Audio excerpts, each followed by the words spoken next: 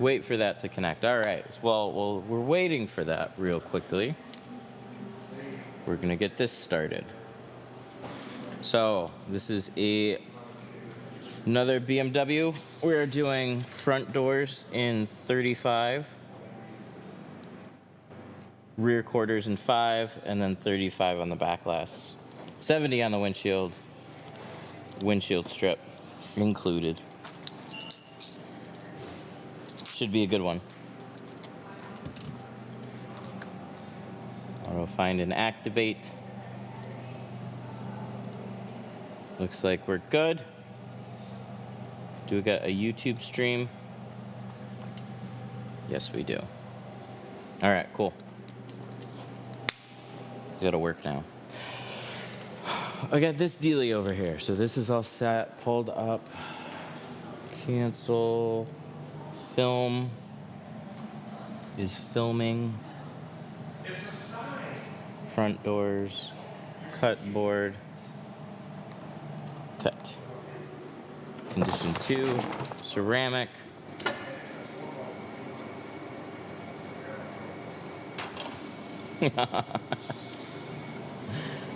Why'd I do that? It's close. It's so close to the edge.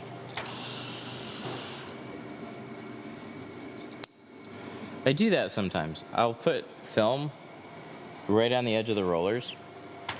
You can see how close this is from off tracking. That would be catastrophic. So please front doors, just hang in there a little bit longer.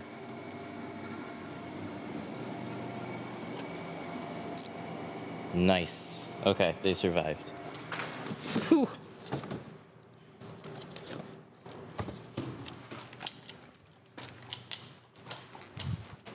Good stuff. All right, let's try out some patterns.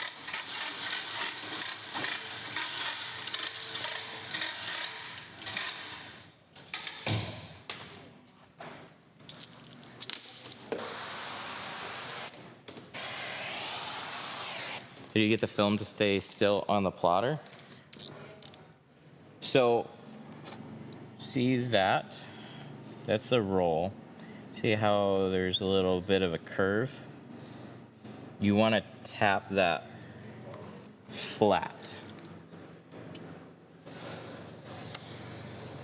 And then when you pull it through the machine, you just make sure it's pulled tight, and then it'll run straight. If it's still off tracks, then it'd be something with the machine itself.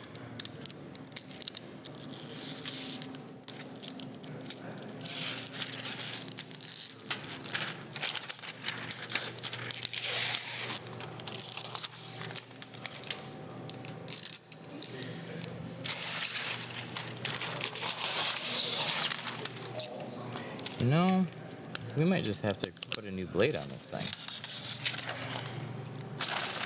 It's just with the C2, or the Apex, not C2. I don't know what it is. It'll cut through some of it fine, especially right there. And then it hits another part, and then it just doesn't go through all the way.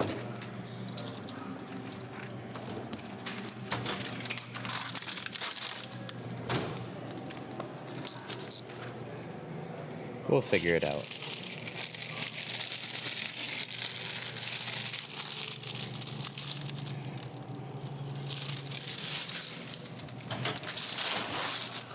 It usually etches through enough though, so it's just a little bit. But we'll see. We might have to cut these again.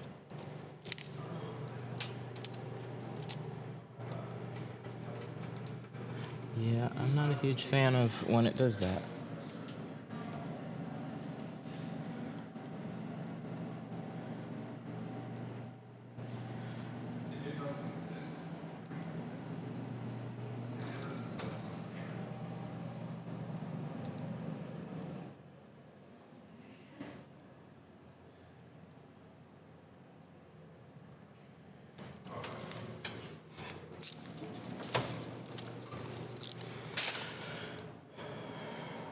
What percent should I put on a BTU meter? to show how tint blocks heat. No, it's less about shade and more about ceramic, but you can definitely set it up to be as relatable as possible. I've done 20, so I'll have the same shade. I've done it a few different ways. So since there's like 4 sides, I'll do 20 in like my 3 main films, just to show consistency. Like the shade can change, or the film shade can stay the same, film can change.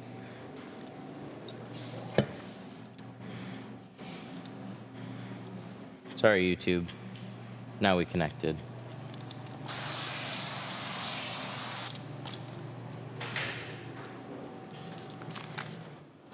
But with the last slide, it's nice to leave like a 70%. And that's kind of a bigger wow factor for people. So they'll see 70 or 20 and everything. And then if the discussion leans towards like doing a windshield, it's like, well, you can go as light as 70 on your windshield and still block a lot of heat and show them.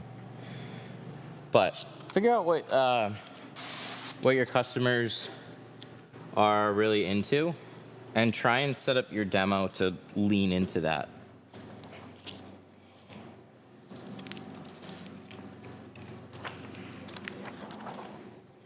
Do you have classes? Yes.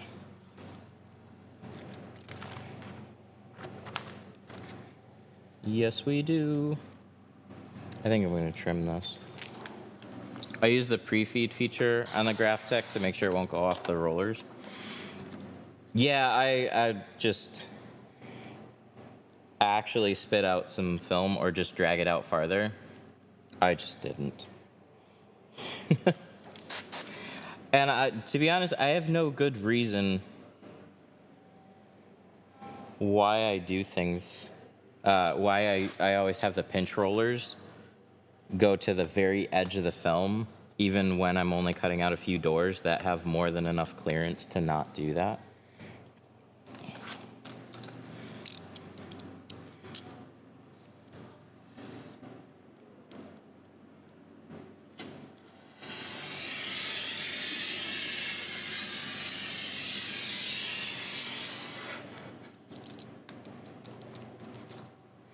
I had the most frustrating experience on a GraphTech. It was a FC 7000, and we could not figure out what was wrong with the rollers. I had lots of people look at it, and it all had the same problem. It kept going off track, and I have no idea why it kept doing that. We changed out the pinch rollers. But it would track fine for part of it. And then during PPF, it was when it was spitting out too much film. Like I could have this thing track perfectly fine. And it had no problems for window tint. But when it came to PPF, it would be like 3/4 through a front bumper. And then it would just off track the whole thing and screw it up. And that's like 10 feet of PPF just completely ruined. Where can I sign up for classes? If you go to our site, look at the bio. There's more info. We do have day sessions available now again. So if you're not looking to sign up for a full 3-day course, we have some single day sessions that are available now.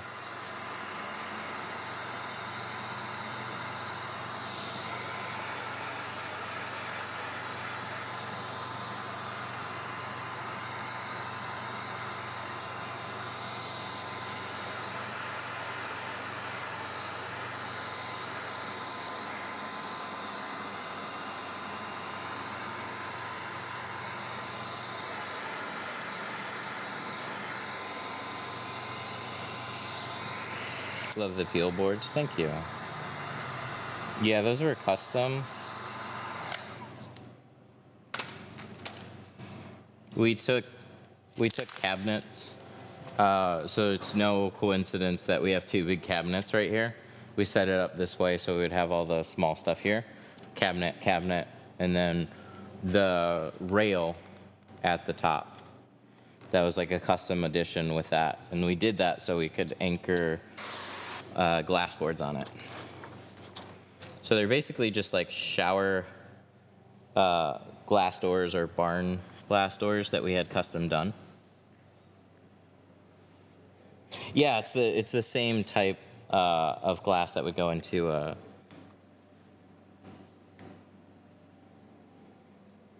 we had the glass company from across the street come over, and they're kind of a pain in the butt. We had to go back. Like they made it more complicated than it had to be, and then it got simple. Like it was really dumb.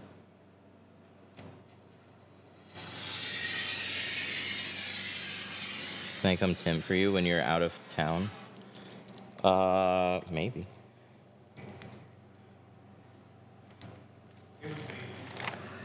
Oh, that was you?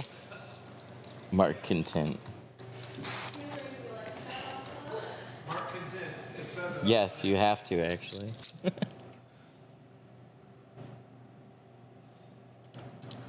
There we go. All right, we're ready to clean the inside and install this.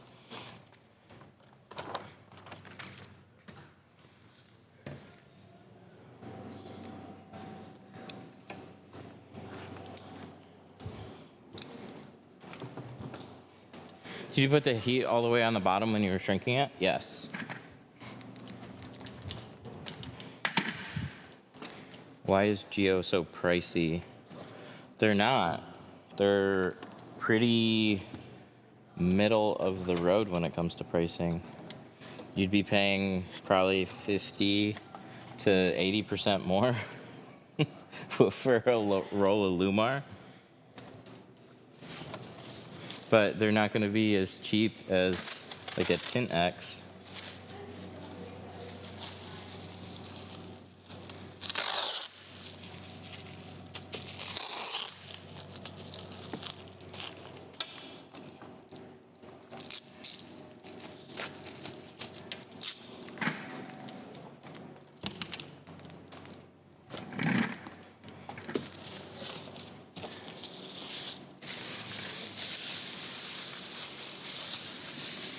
Yeah, what's honestly crazy is, like, what are you gonna pay on a roll of XR Plus? You're probably about $200-300 cheaper on a roll of Apex versus an XR Plus.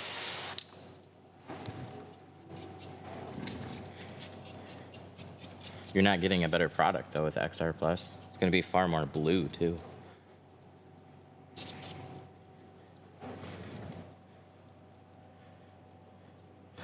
Geo is insanely reasonable. I looked at Suntech and a roll of ceramic was over $800. Yeah, exactly. And the thing is, you're not getting better products. You're just getting more recognizable brands.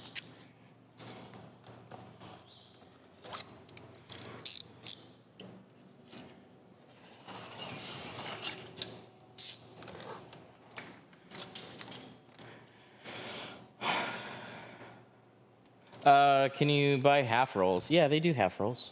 Mm-hmm.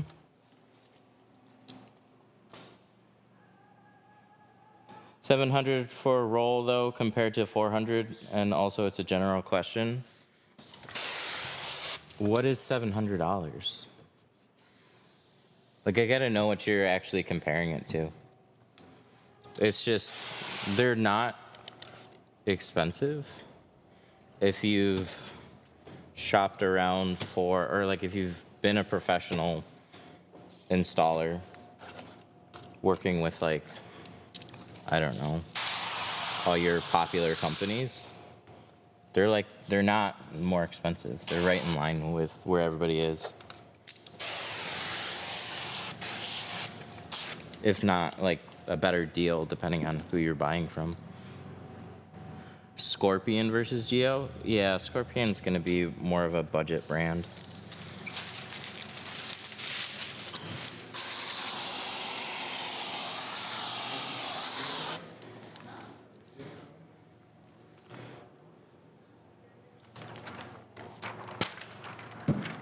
What's your solution? Oh God, I gotta cut this out. Oh wait, no, I got this bottom part. Hang on.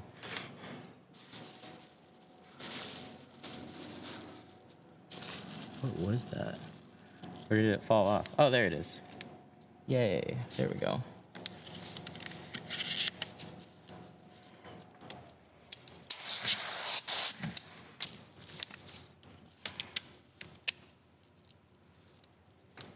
What's your slip solution? Tint slip.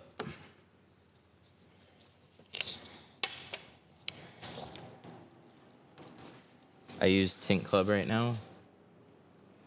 Yeah, so your like tint clubs are just gonna be different.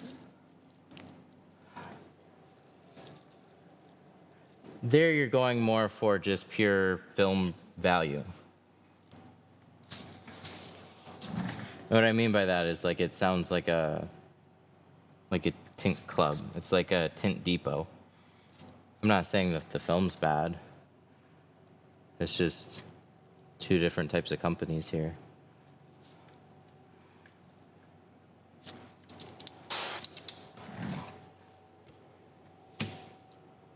Ooh, that's nice.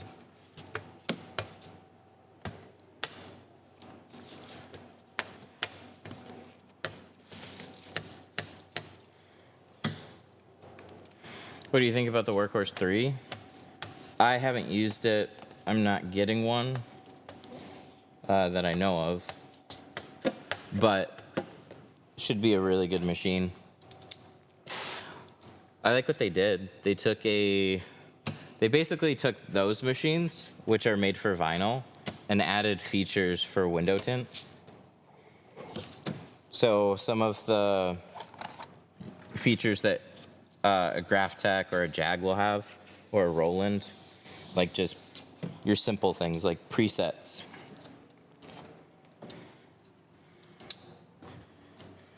And I think it's got like your one button set up.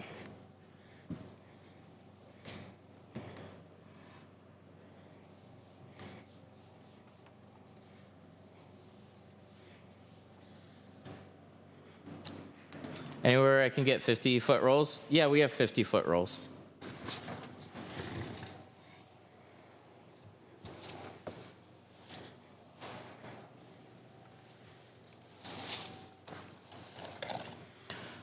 Check the bio. My rear window ceramic Lumar tint 2018 Civic is starting to crinkle. Is it worth it to get the warranty? Oh yeah, like if you got Lumar and it's failing, take it back to wherever you had it done. Lumar's got really good dealer support.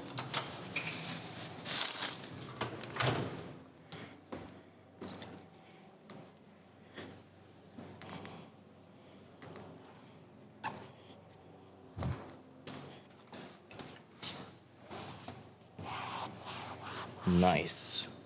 Looks good.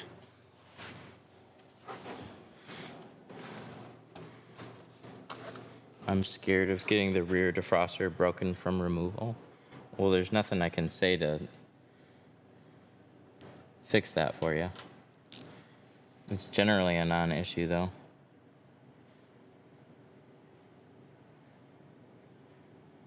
They might say something about that. Sometimes, like,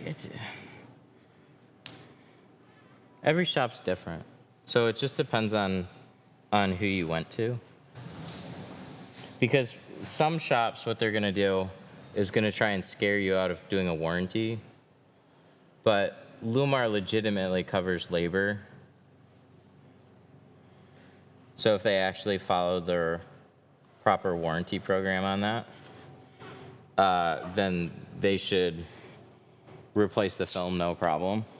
And then as far as the rear defrosters go, Yeah, it's always a thing that can happen. It generally doesn't. So you'll see posts about the ones where it failed, and you don't see posts about the ones where it was completely fine, and the vast majority of them are perfectly fine.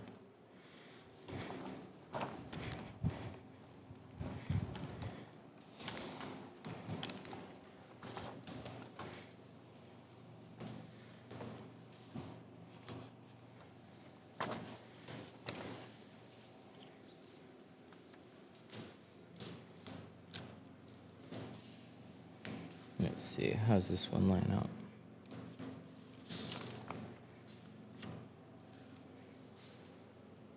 How did you start?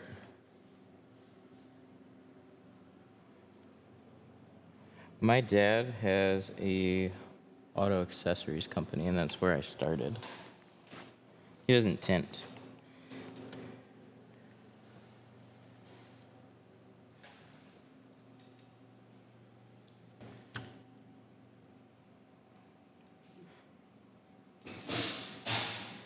Somebody posted their Cash App in chat, so I sent them a request for $100.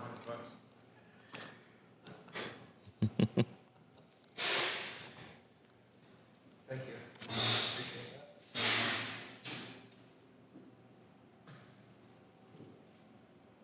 that. There we go.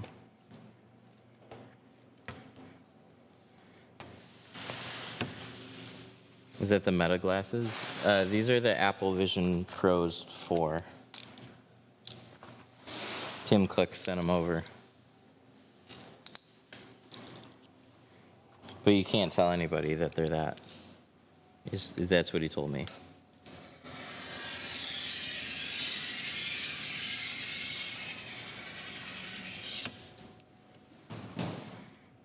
How's Geo's warranty? Decent. It's not going to be quite as robust as Lumar's. Though I think they comp up to like 220 a car.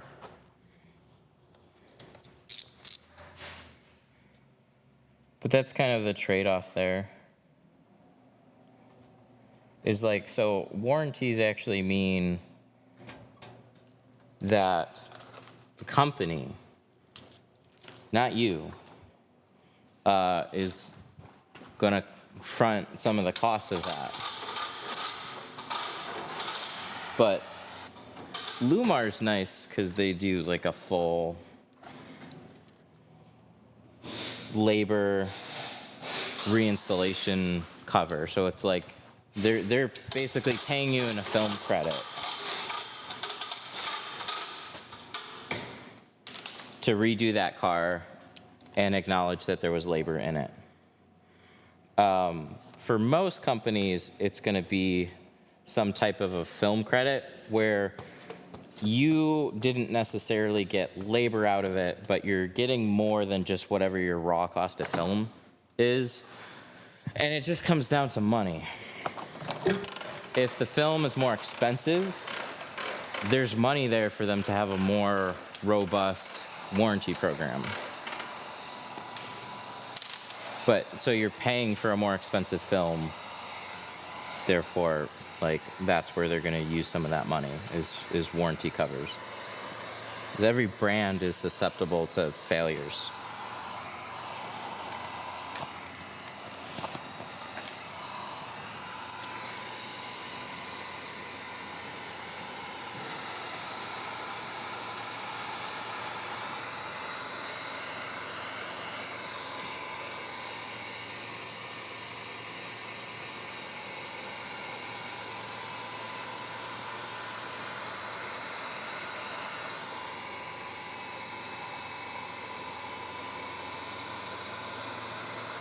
What does shrinking do? It makes the pattern fit the curve.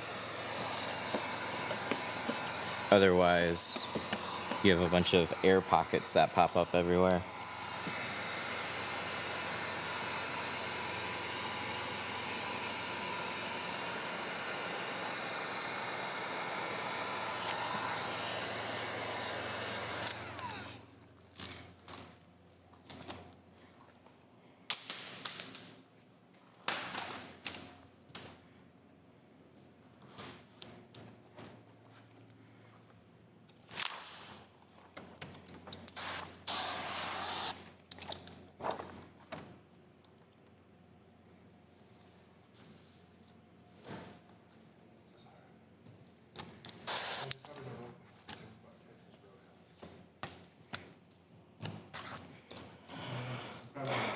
It shows at the very top of my windows.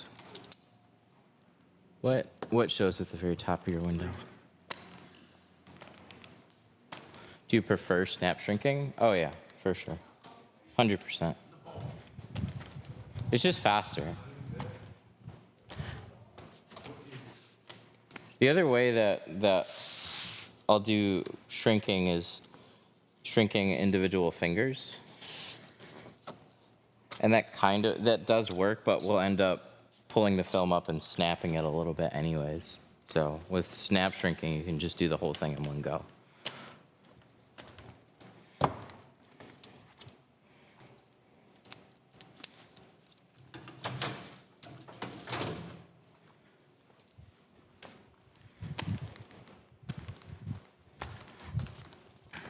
That camera's crazy. Is it good?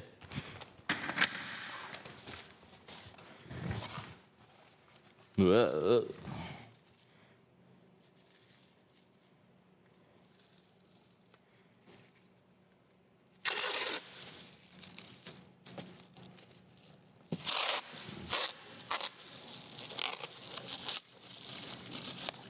What do you quote your jobs based off of?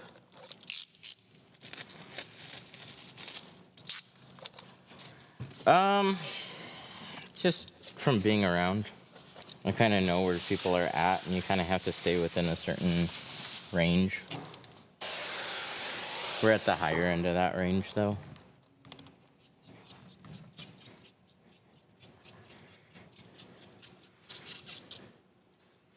I keep most vehicles similar. Just for me, it's more on time than anything. But it's normal to charge a little bit more for a larger SUV versus a two-door car, for example. But this type of car could take me just as long as a larger SUV because there's other tricks about this one. Even though it's a two-door car, doesn't make it simple.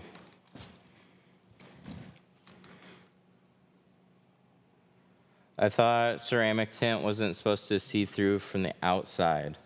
That's a meme. It's a big internet meme. So it depends. Any film, any good film, looks darker on the outside and lighter on the inside if you're in a particular like shade range.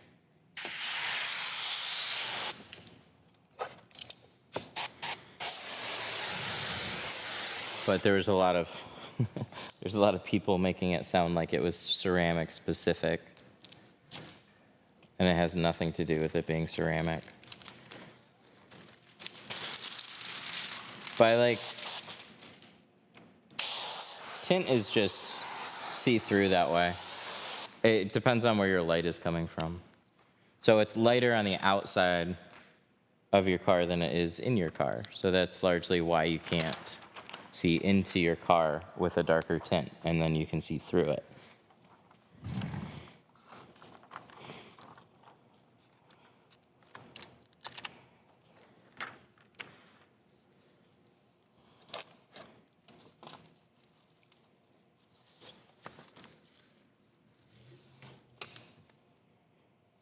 Tuck this down, slide this over.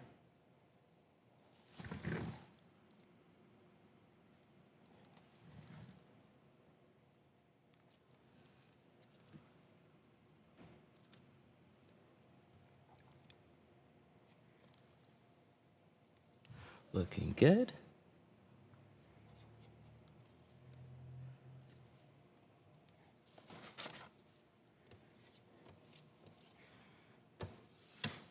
I will say, cheaper films are harder to see through in general. They can be hazy, cloudy, low quality polyesters, just creating more haze. Here, we're gonna leave it up just a little bit more. Trim it off. I use core, but I just recut the top edge.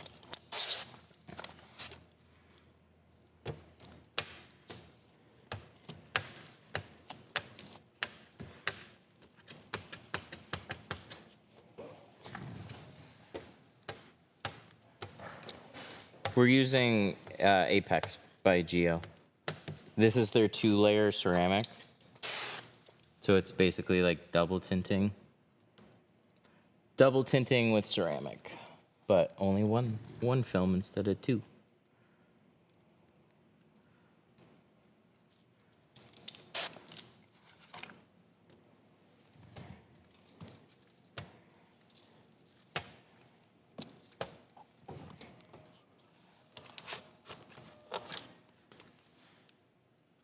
Yeah, this is a 2 mil film.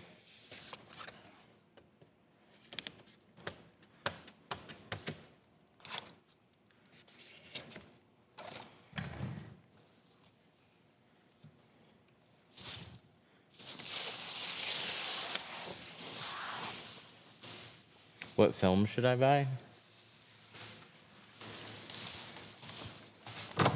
Well, what are you trying to do?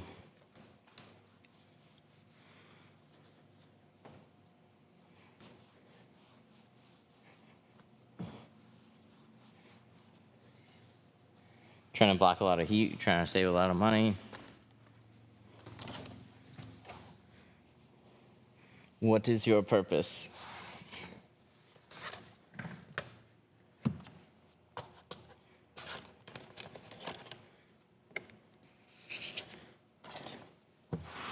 To block the heat, there's a couple of options. There is a single layer ceramic and there's a dual layer ceramic. So we're installing the dual layer ceramic. C2 ceramic would be their single layer. Really, really good film. It's what most people know ceramics as. Blocks out a good amount of heat. Comes in shades as light as 70%. But it depends on how much you want to spend. You can check out, go to the bio, you can look at the prices of both. Does ceramic come in color?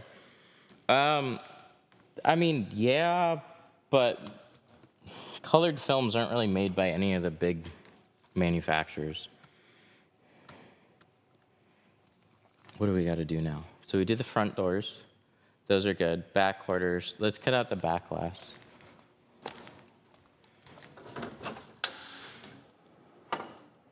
So let's shift this over. Continue. Ooh, this blade. Let me look at this. Let me see what's going on here.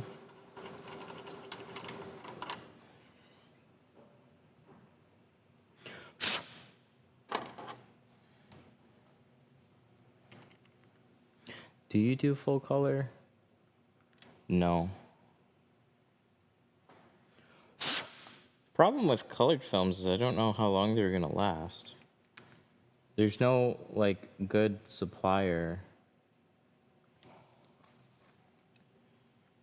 So I have an interesting tool here. You can actually see. Let's see if we can match it up. Where's the camera? It's a little hard to figure this out, but there is. You'll be able to see the blade through here. Where's my camera? This one?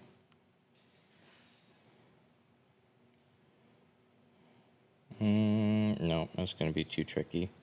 But basically, there's this little hole here, and you can see the actual blade, and there's little lines that'll show you exactly how far it comes out of the holder. But I'm just going to swap this out right now. Let's start with that. So this here, this is our blade. And when it starts to dull out, this one doesn't really look dull though. This still looks good. Maybe I'll leave it. Let's do that. Let's leave it.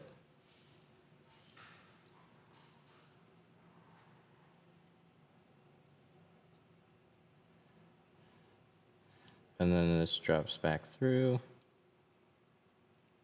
There we go. See? There's my blade.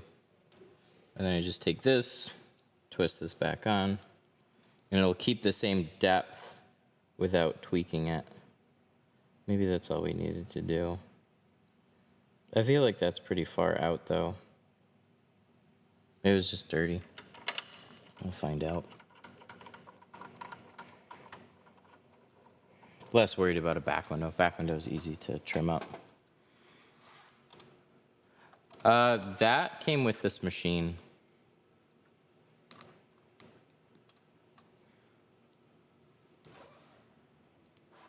Option 1. Option 2. Yay, most people are cutting the brake light.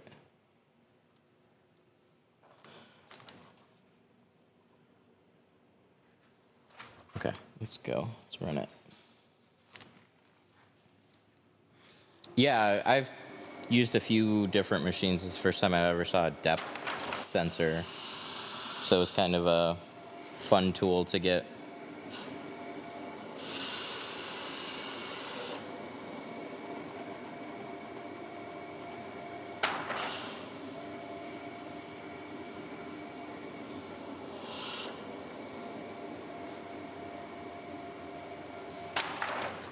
Have you ever done a 5% full shield? No. No. Oh yeah, we gotta throw some dryer sheet on it. Hang on, let's do that first.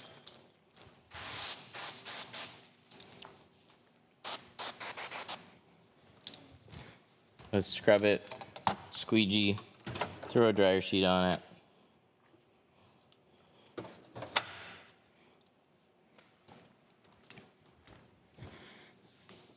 You do colored tint. I absolutely would if there was something that was reliable. If somebody wants to buy a colored film and bring it here, I will definitely install it.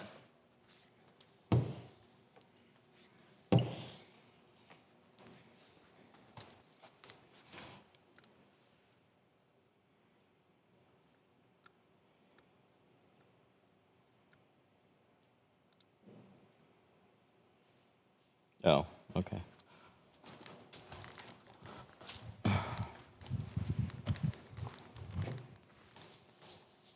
Scrub this down.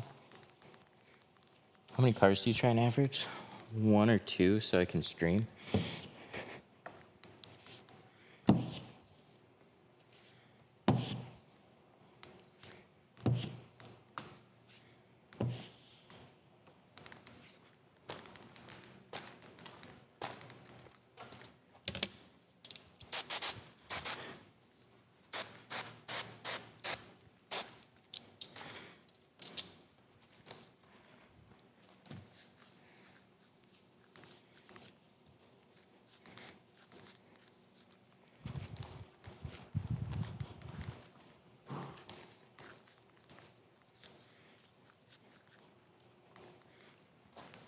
All right, we'll let that dry.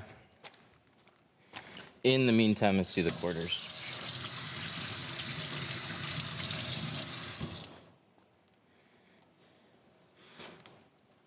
Why cut on pull over continuous? When it's pushing through the cut, it tends to bunch up, and then you can get some wavy cuts.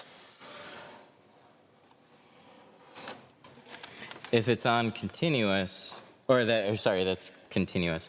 If it's cut on pull, your rollers are here, so it's dragging it back through, and that's as tight as it can get the roll while it's making that cut. So continuous is going to be a little bit faster, but inconsistent sometimes, or it'll just outright bunch up your film, and then it'll catch and you'll have other issues.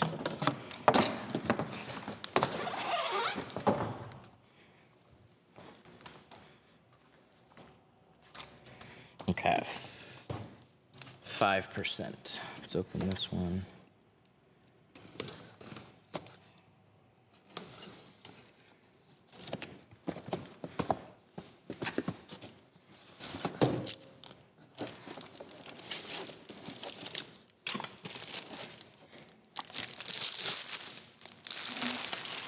fresh. Don't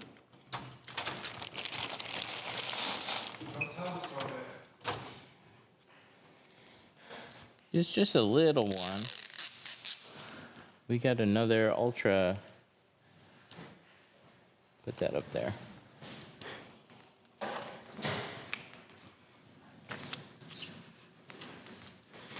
Okay, so see this. See how I push on the roll and it can kind of telescope? So before you load it, you can make sure your roll is on the tighter side. Take it, tap it on the ground, and kind of pinch it, and then hold it, and then it'll flatten it out. Get it approximately where you want it. Load the film through, and then anytime you move it, you'll pinch the roll tight so it doesn't continue to like telescope out. So we're gonna find a roller here, and then we got a roller here. Clamp that down, but when I'm clamping it, I'll pull it straight and just keep tension here. Lock that down, push my button, and it'll set up.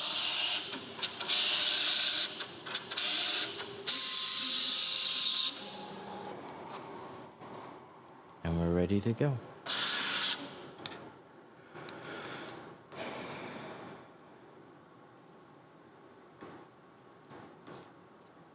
Let's see if we can fit both. Oh, we can.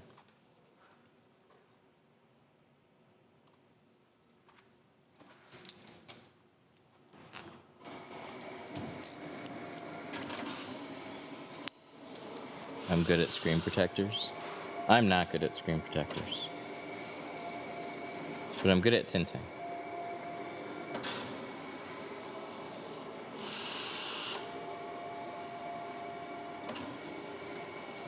So it spits it out and then cuts when it's pulling it back. That's one way. See how all those cuts line up really, really nice on the edges, so nothing's like misaligned.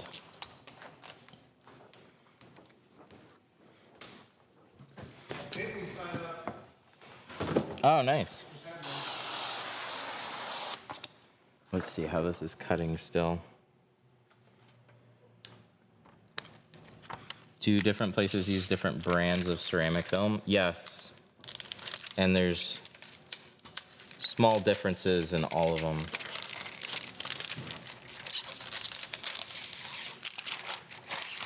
See?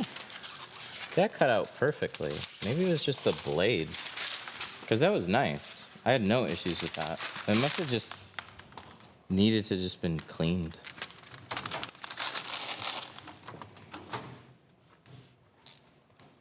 I'll keep that in mind. I'll literally take the blade out and then wipe it off. But this 5 is just as thick, if not thicker, than the 20. So there's no reason this should have cut out perfectly clean, and then my front door's in 35. Snag a little bit.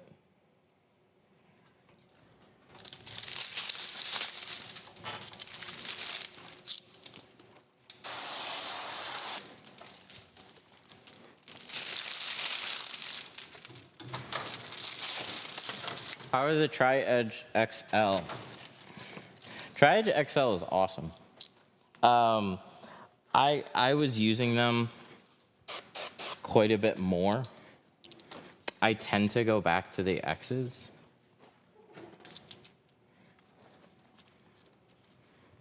But they're both really nice.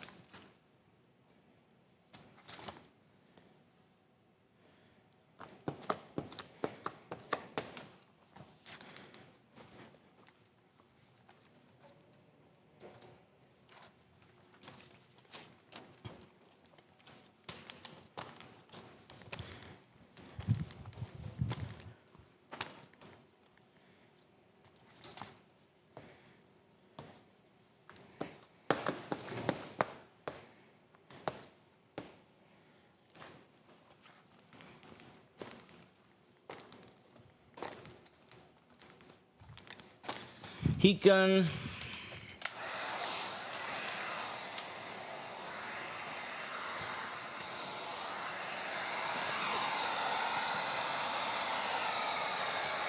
Are you no longer hand cutting?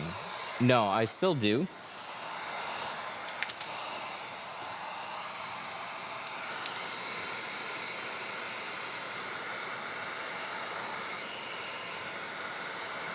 But some of the newer stuff,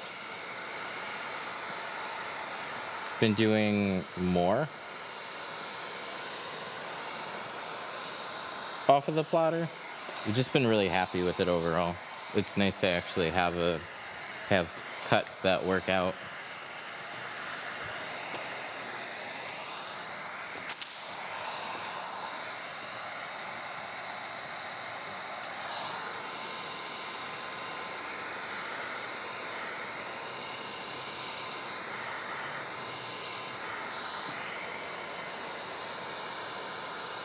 I bought a car that had all the tin on the outside. I bought I've seen it. Yeah, me too. We had to do a removal and retint for somebody. Pulled it in, all the tints on the outside. It's like, well, I said you got a car with tin on the outside. oh yeah. My Tesla has tin on the outside.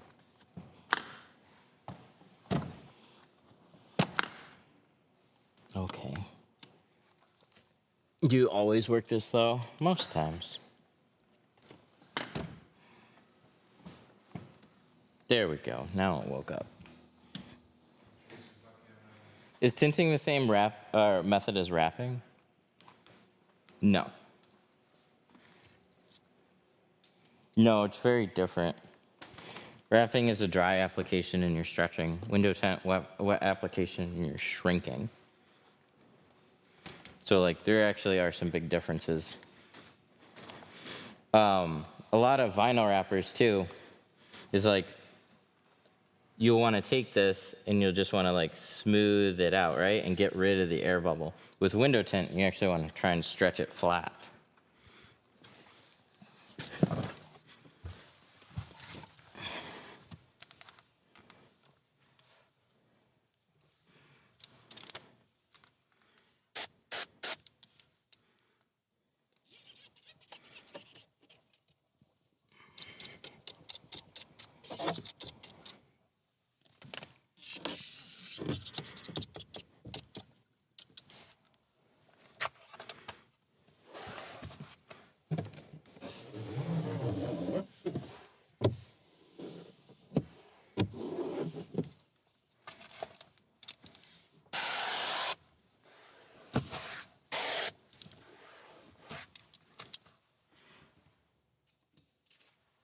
All right.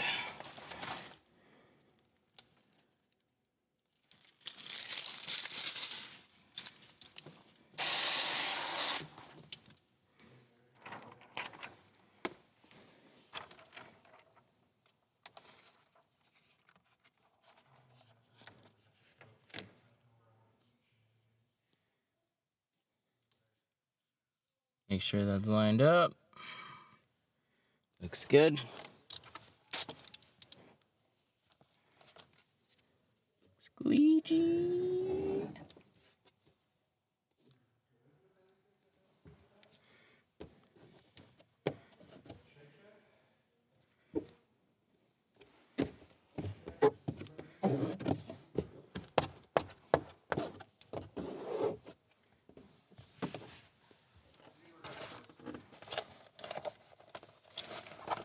Do I have a different squeegee here?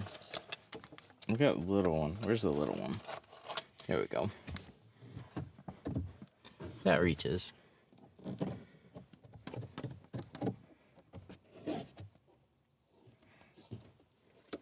I got a Bronco and I want to match it. Is ceramic worth it with a soft top? You know, there was a lot of weird takes in my Facebook group yesterday on a post. So, like literally 2 front doors. Should I get ceramic? Something like that. Yes. Wow. Hi, guys. How did we do that? There must be a quick button to do that. So,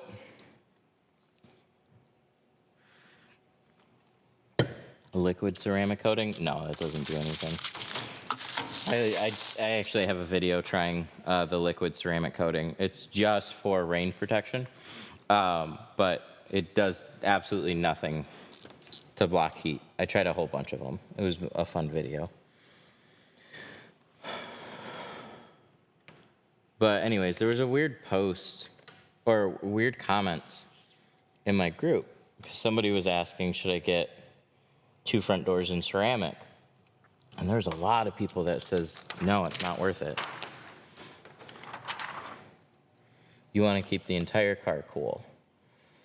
I don't really think they understand how it works. Like, it's always nice to do the full car, but it doesn't turn your car into a bubble.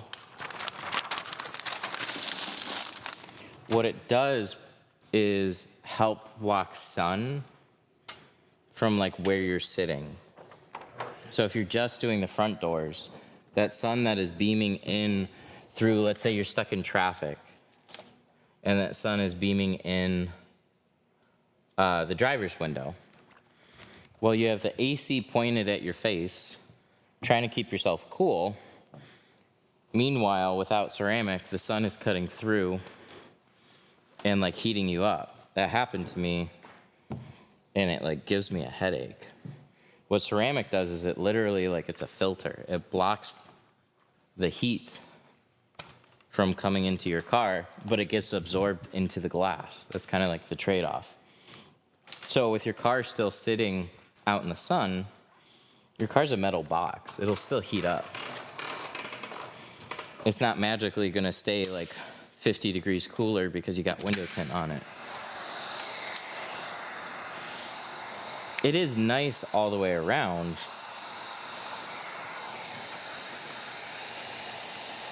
but where you're gonna feel the biggest difference is wherever the sun is entering. So if you have people sitting in the back, makes more sense to also have it on the rear. But front 2 doors and the full windshield is the biggest benefit to the driver and the passenger. So we'll do a ton of matches, like ceramic on the front doors to match the rear on trucks and SUVs. And before we ever talk about doing the rear, we're talking more about doing the front windshield.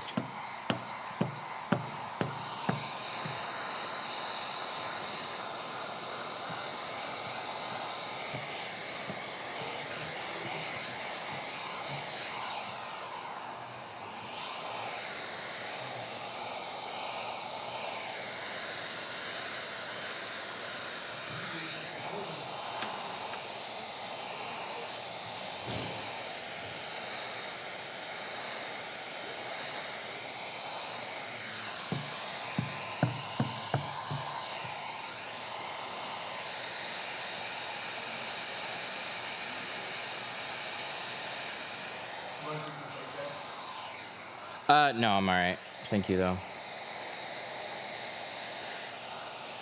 Should I stay above 50% on a windshield for visibility?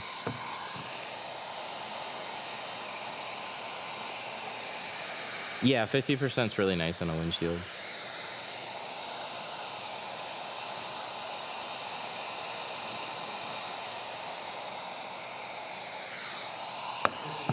What do you charge? What do you charge to remove old tint from entire 2008 3 Series? We charge 200 Canadian. Does that seem fair? Yeah, that's pretty normal. I don't know what the conversion is, but I'd be a little bit more expensive, but I'm literally not trying to do any removals. So I'll basically charge whatever my like entry level price or close to that. So we're $250 for all the sides and the rear on a removal. But there's quite a few places I tinted for that would be like $150 or like $180.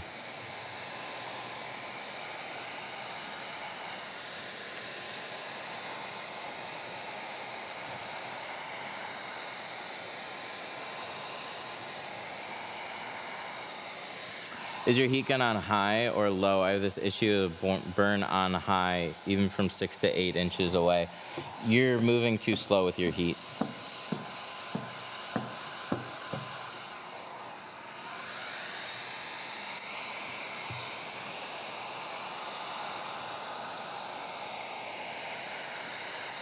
Shrinking is a tricky thing to learn. But yeah, heat gun's always on high. You can control your heat with speed and distance. So let's say I'm this far away. I can feel heat, my hand is getting hot, it's hot, I gotta move it. So the longer I keep my hand here, the longer I hold the heat gun in place, I'm eventually gonna burn myself. But I can move really fast and get really close if I'm like within this. But this is starting to sting really quickly. So same thing with the film.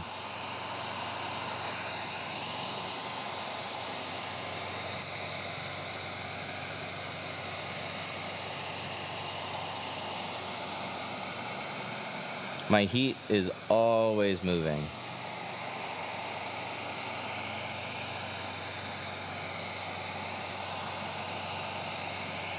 And then as I get closer to the edges, I need a little bit more heat. So now my heat gun went from being like 3 or 4 inches away to being within 1 or 2, but I'm still moving, always moving. If I were to stop for a second or two, I'd burn the film.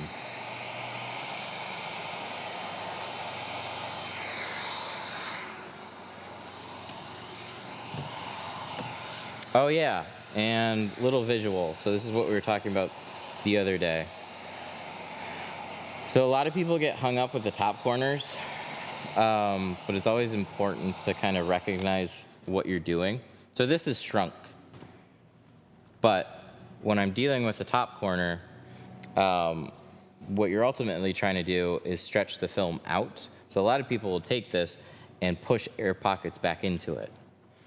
So watch what happens here. If I take the film and I pull it tight, see how it basically like all flattens out? But I did that pulling this way, pulling up and pulling sideways. So the stuff in the middle will get carded like this, and then towards the edges, like if we were to pull this flat, we'd pull it from here, right? Same thing with the card. I'm sweeping it in that direction. I'm just getting that to pull tight across the window. We're gonna get 30-degree blades for flat glass. We have really good ones. NT's 30-degree blades, they're super nice. I used to use those for top edges before I knew about the thin ones, but I love those for flat glass.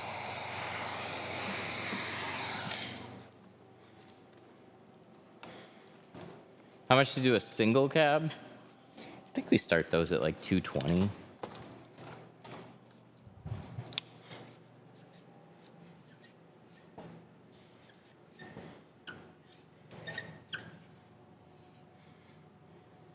TikTok shop.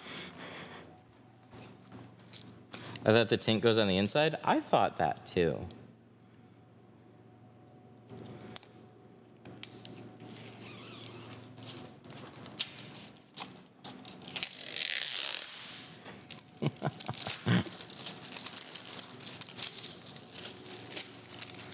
It must be a few spots on the plotter. See that? See how it's catching in just a few spots? That's weird. So I guess it's more cut stripe rather than blade depth and blade sharpness. We'll have to fix that.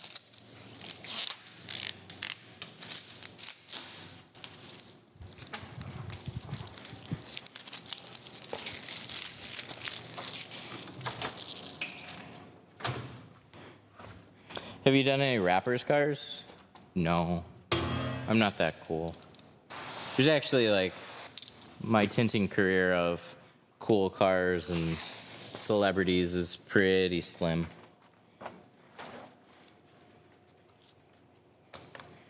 No, I've extended the plotter blade enough. I gotta do something with the strip.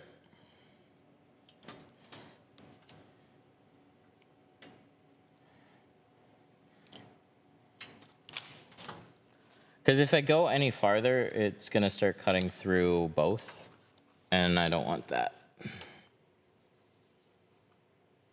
And I don't know, it's just been weird.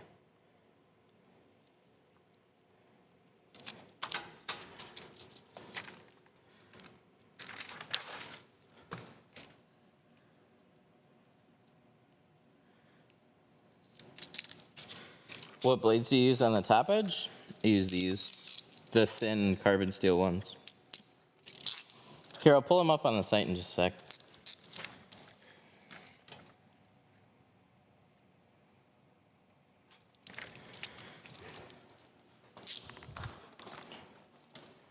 Do we have it up here? There we go. So let's search blades. So these are the stainless steel that we use. These are the carbon steel. So these ones we use specifically in these knives here. And then the carbon steel ones are right here.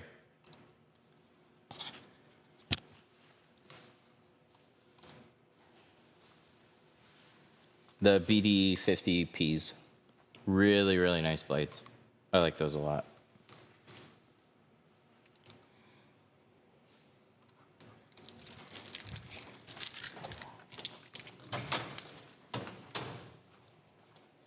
All right, so this is cut, shrunk, ready to install. Let's clean this off. And then we'll clean it on the inside. Oh, we got a puzzle piece. Hang on, we gotta solve this. What do you use the carbon steel blades for? Specifically top edges, but the BD50Ps, those are for flat glass, really. You can still use them for top edges on auto, but they're really nice for flat glass. It's the slim angle. It's easier to get your knife, the point of that, into a trickier cut location.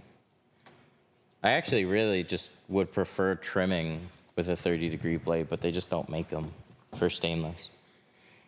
That's why we use 60.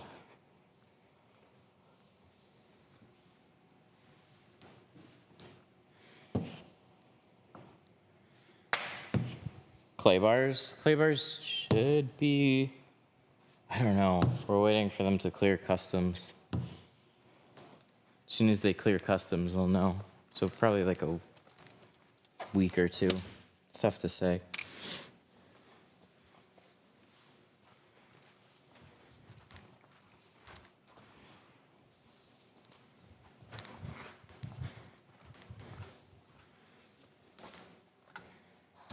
Okay, I need these.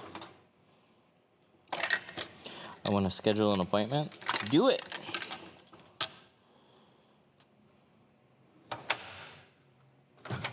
Where's my side swipes? Do you work Saturdays? Some Saturday? There it is. Some Saturdays. Depends. I gotta check our calendar. I think a couple Saturdays have been blocked off. We have been tinting more on Saturday, but as the rest of the week then gets busy, I'm less inclined to fill up Saturdays too, because everybody wants Saturday. Should take off Monday then, but for whatever reason, it's not the same. Can you do a single cab this Saturday? No. No, I'm sorry. Nobody's gonna be here on Saturday.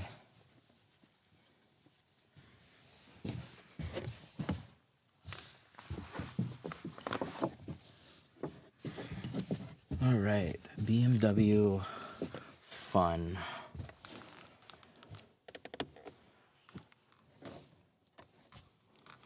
What's your favorite part about the business? Ooh, I usually don't get asked that.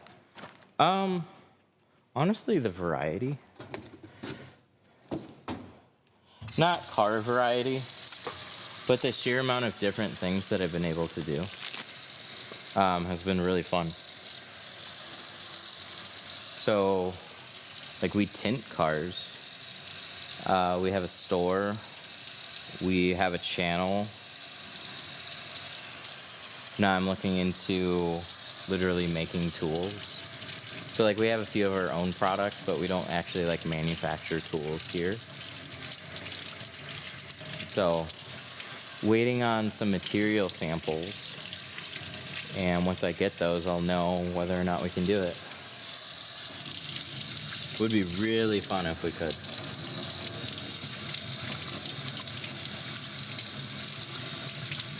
Just signed up for TintWiz. Nice. What are some tips and tricks that people are just starting out tinting? Watch videos. Don't be afraid to make mistakes. You're gonna mess up a lot. But if there's anything like specific, let me know.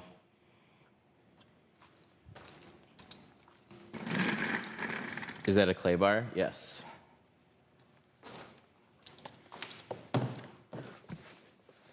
Ugh. Don't overplan. Just try and get started. You know, before I had my own shop, I actually overplanned getting started.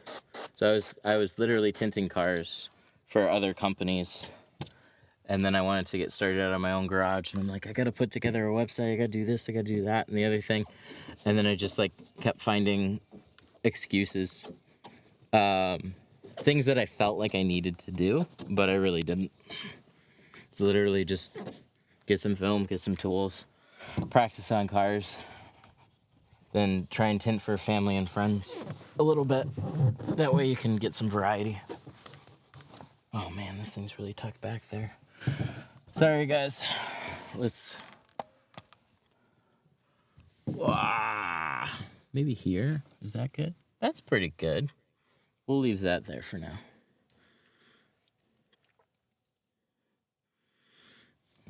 As fun as this neck strap is, it gets a little bit in the way. What benefit does a clay bar have over a regular scrub pad? So there's like, see this? That's like tarnish that the clay bar pulls off of the defroster lines. It's not 100% necessary, but it'll do a couple things. It'll help clean that, and it'll pick up some extra speckles off the defrosters. Okay, I actually gotta move this now. I'll try and hold it though.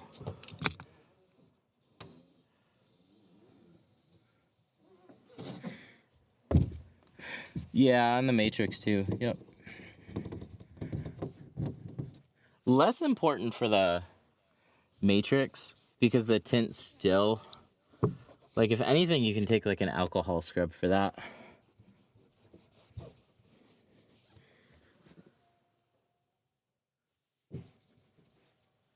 Nice. Look at that, you can even see the faint line of where the third brake light is.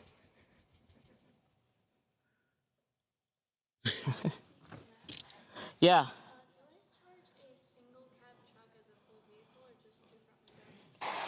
So if they're doing the backlash, we gotta charge more. So $220. Yep.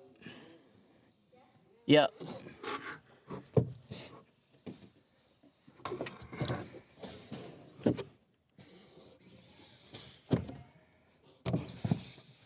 Huh? That would be carbon. Where's my...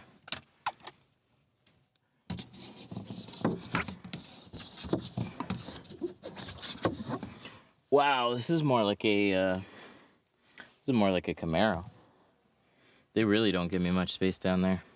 Look at those headrests.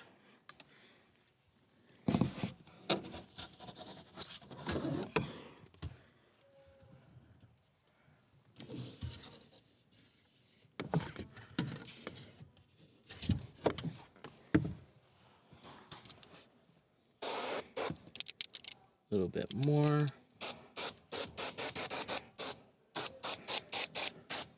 we're taking somewhat calculated sprays on this. There's not much room to shove a towel back there. So we're just gonna be cautious. Gonna go over this one more time. Can you pull the headrest? No, I could lower the seats, but then I'm shoved up against the roof and that causes other problems. Here, we're gonna put this back here.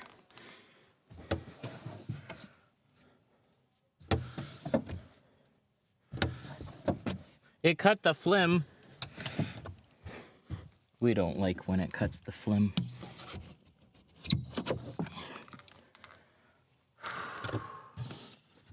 There's few times where I would rather do a BMW windshield versus the back window.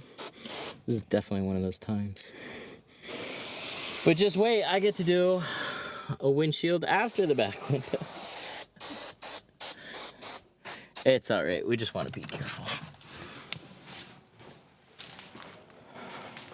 What's a good squeegee? There's a lot of good squeegees. We sell a lot of good squeegees. The one I just had in my hand is a great squeegee. If you hang tight, I will show you. Why are you doing that before you put the tint? Have you ever had tint and there's been a lot of speckles in it? That's why we do that. Because if you just take tint and throw it on a back window, it's gonna look dirty. So you gotta clean it.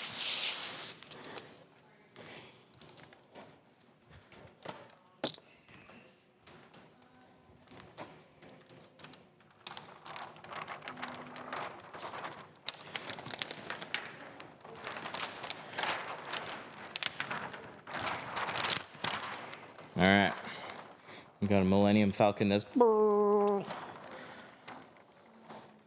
dodge the seats. And then we're gonna swing around. And then that's when we fan this out. And we gotta go over the headrest. That's actually the easy part. Ah, there we go. Once I get over the headrest, it's moving my hands back.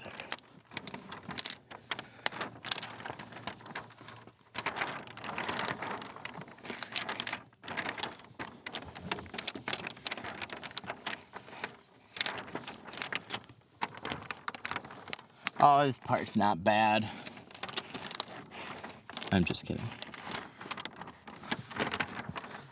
It's a little bit snug. We can say that.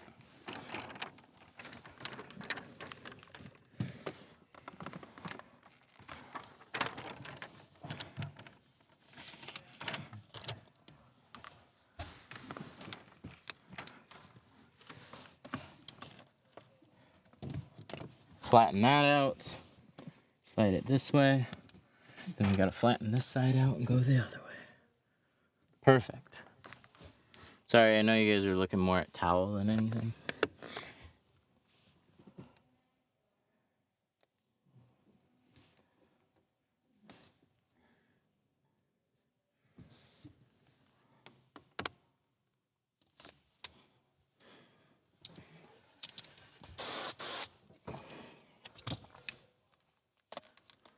All right, fun part.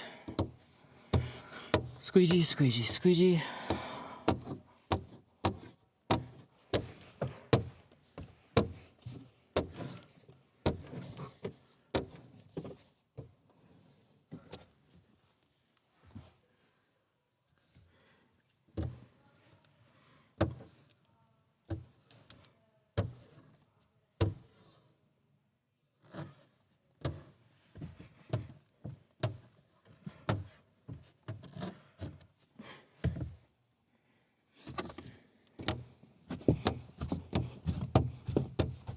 But this is a good squeegee for whoever was asking earlier.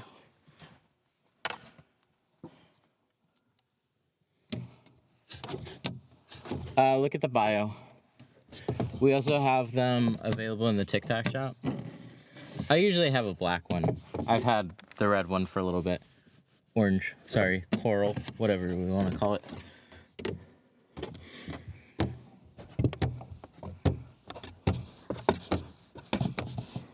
Yeah, Amazon sells a bunch of poor quality stuff, and they sell a lot of bundles.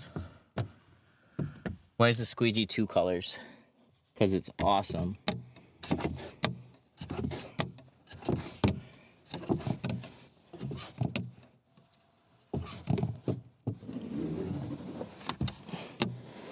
Why don't you prefer the reverse roll in this one?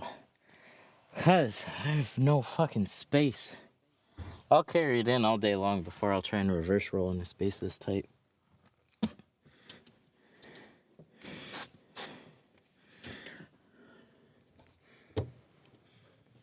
Color is nice,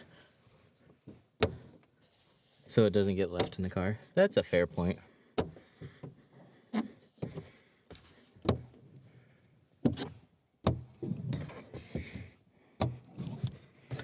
Ugh, that's as far as I can reach. It is a little uncomfortable. So leaning the seats down, while I will have more space to try and get the film, I will be at such an awkward position that I won't have a fun time either. All right. Let's see about putting you guys here again.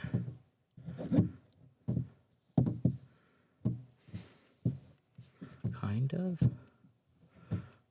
Oh my god, there's like nowhere. There we go, that worked. Tint X Max Carbon Flim. Sounds pretty flimsy.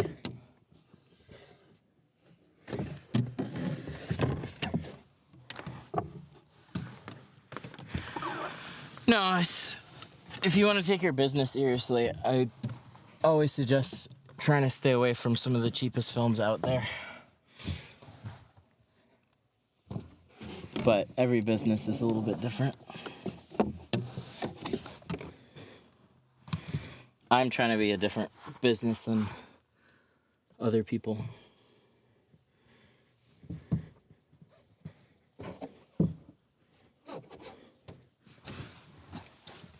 Suntech decent.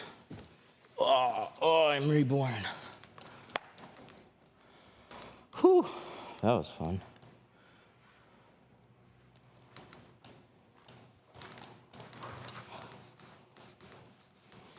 That was way fun.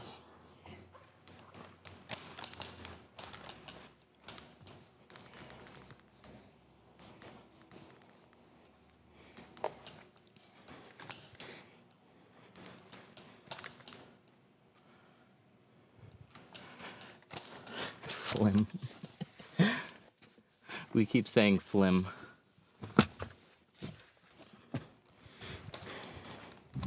I was recommended Lumar Formula 1 series.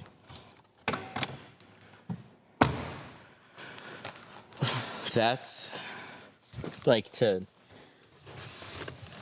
get in your business or what? See, this is nice, putting the seats down, but again, I can only do it with like part of it, but I got a thing I gotta look at real quick.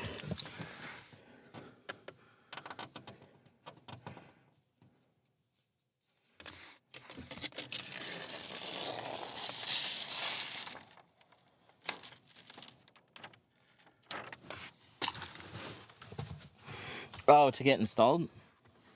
Yeah, it's good film, for sure.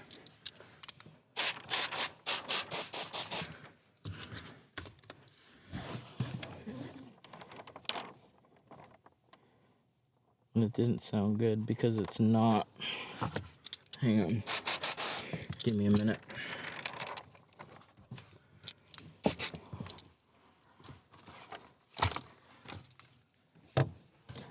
Where are ya?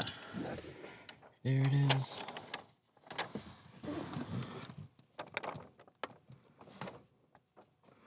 Yeah, hair. A big one though. Big, long, fibery hair.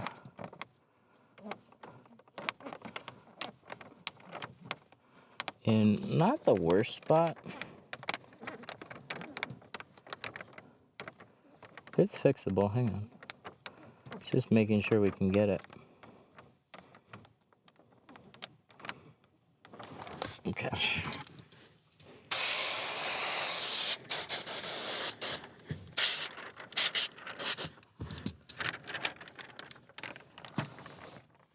Yeah, that one's a little rare, for sure.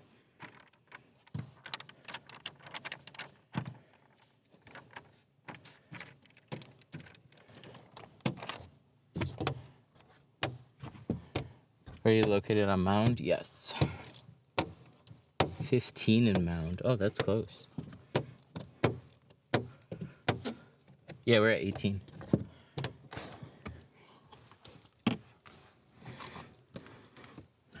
Alrighty.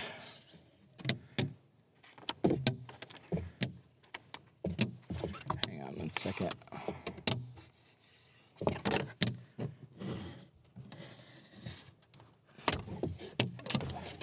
I think we got it. I would say that is in the realm of not fun. But as long as it is done. I need to get a tint meter. What do you recommend? What's it called? There's meters by EDTM. There is one that I got, a split meter. It's my favorite. It's called the Inspector 2. It's really small. It's this one right here. So it's a 2-part split meter. Turn it on. It's like 180 bucks. You can clamp it over windows rather than rolling them down. That's been a nice quality of life improvement. It's been really nice. Yep, we're all good. Sick.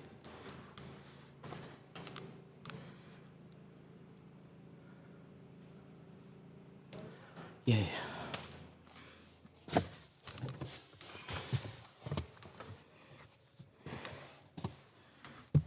Oh my god, this coupe.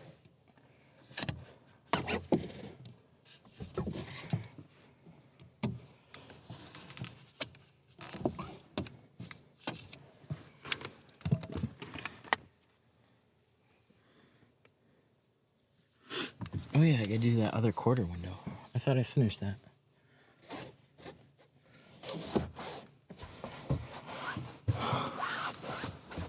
Nice work, thank you. Just deep.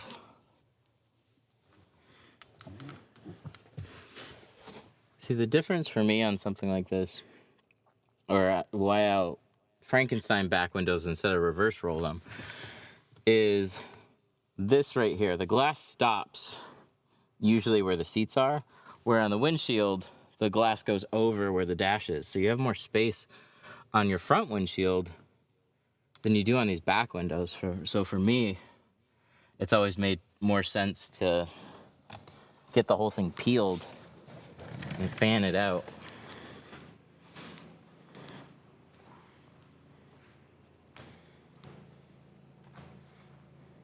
Do I need an appointment? Yeah, we go by appointments only. Unfortunately. Just easier that way on us. Because we plan time around your car getting done. Rather than going, well, I don't know. We'll get to it when we get to it. Fuck. Hang on. One last little...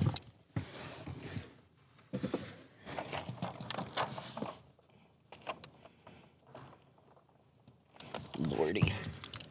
I thought I was done. Apparently I'm not.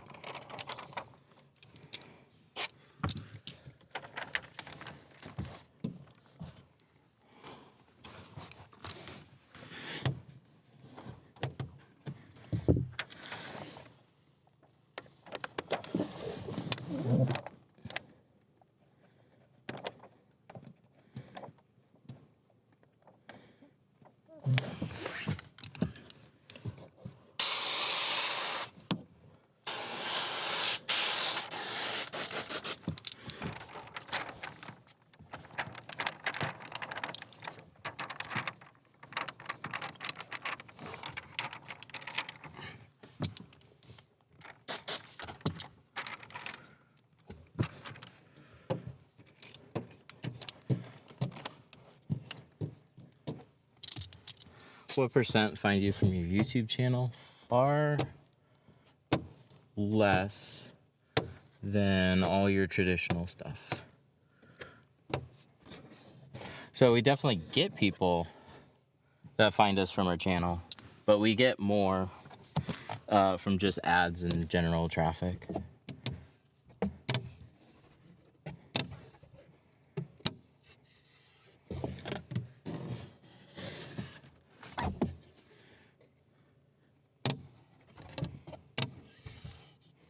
What's cool is like if somebody's interested enough to do some research, they'll kind of stumble into, like they'll see a video, then they'll realize we're nearby, and then like, oh hey, why would I go anywhere else? So that's really cool.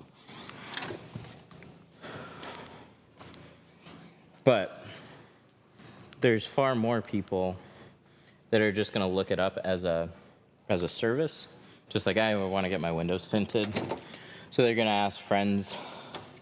They're going to type it in Maps. And Maps doesn't let us advertise in fun ways.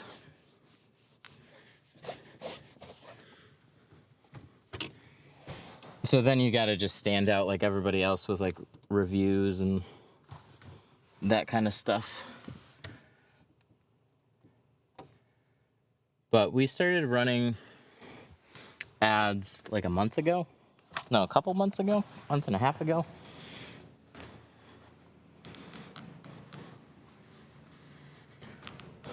And there's no way around it. You just get more traffic. Yay, that looks good.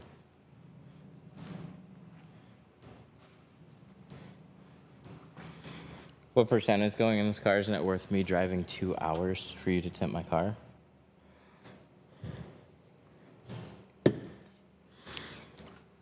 So we're doing Apex all the way around. You know, if there were more good places.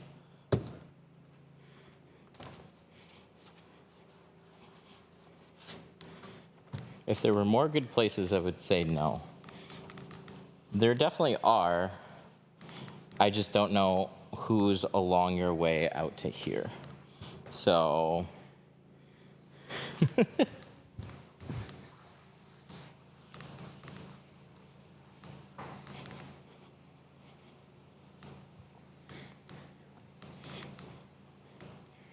2 hours is definitely a drive. What kind of car do you have?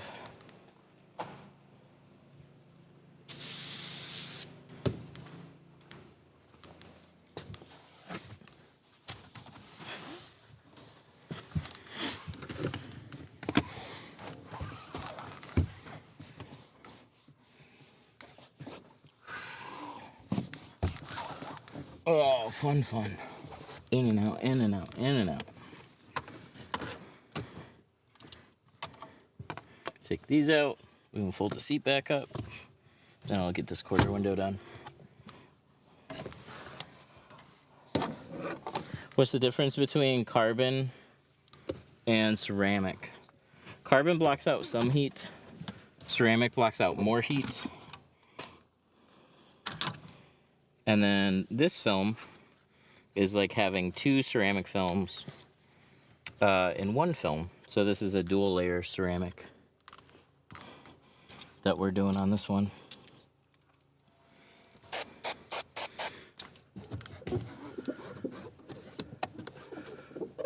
Yeah, chat's still connected. I didn't notice any weird stuff.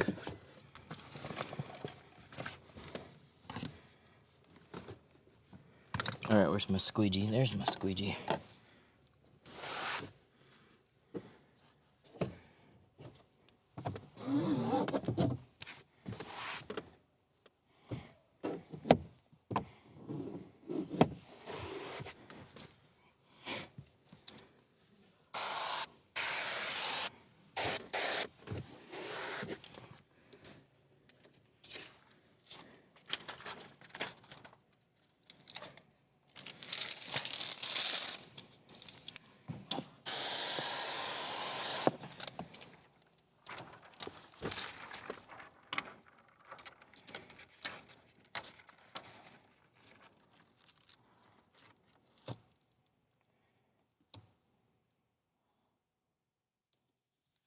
Back that up there.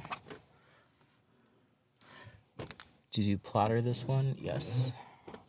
Except for the top edges on the front doors. I cut those.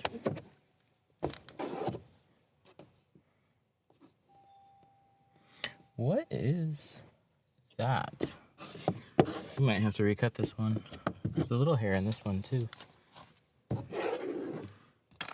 Alright. Hang on. Where am I seeing things? I want to say I saw something. Swipe it off and check it out.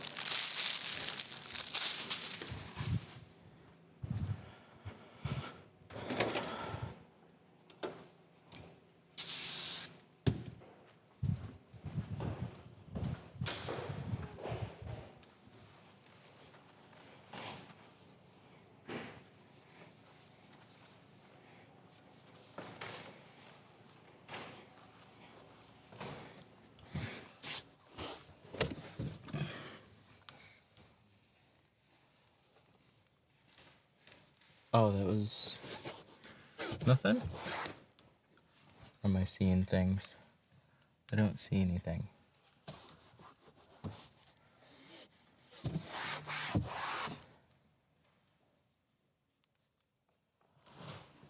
Oh, must have just been on the outside. Cool, looks good.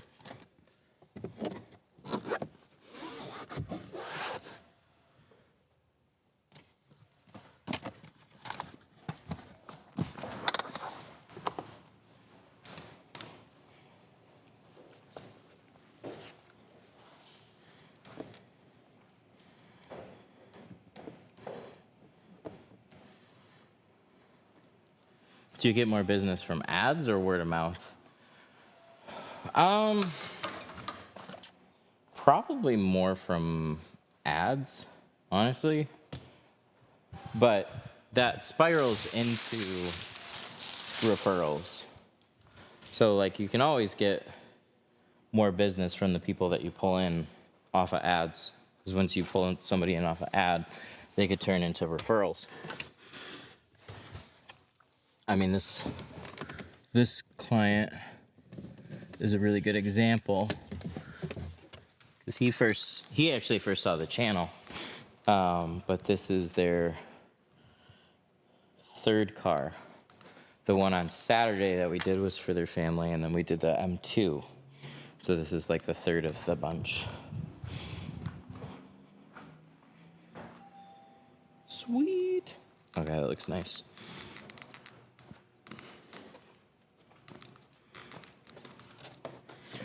What did you use for the back window? Which jabber?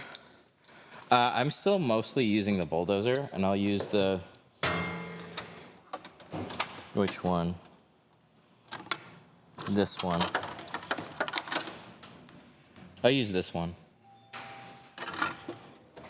But I still like the soft squeegee blade of the bulldozer better than the back jabber.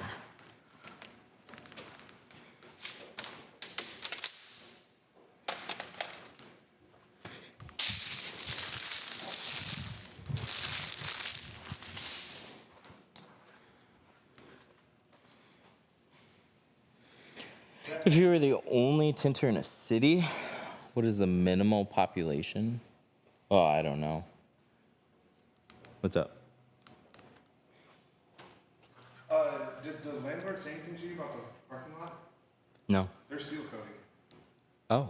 So they literally started just after our door and went that way, which I'm guessing that means tomorrow we're gonna go our way. You definitely won't be able to drive on it. Yeah.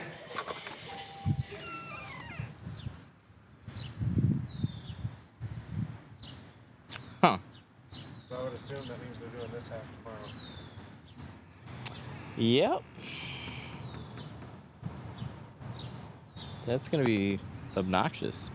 Yeah. Okay. Well, I'd make sure that the cars are charged. Yeah, I was gonna say, I'm definitely buying a battery for my car tonight. Yeah, but just in general for these ones, I would get a jumper on them and make sure they're topped off. So that way they can be moved. Because some of it can fit in here, but one of them is probably going to have to go sit somewhere else. Yeah. Well, this side should be open by the time that side closes. You're probably not going to be able to drive on it for a full day.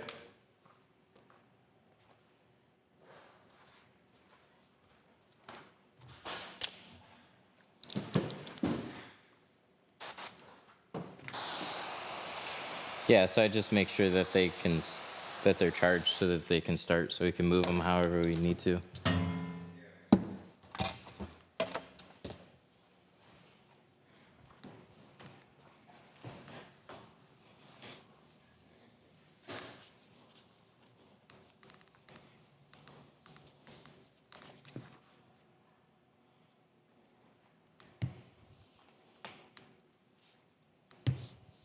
Yeah, we're doing the windshield now.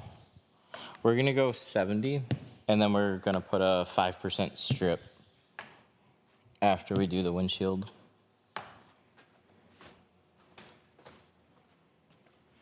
So I'm gonna see what pattern I can get cut for the strip.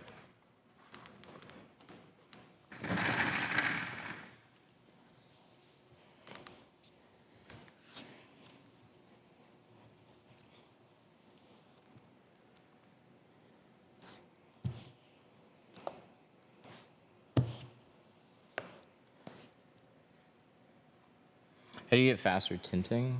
Put yourself under pressure. Give yourself actual timelines that you have to follow.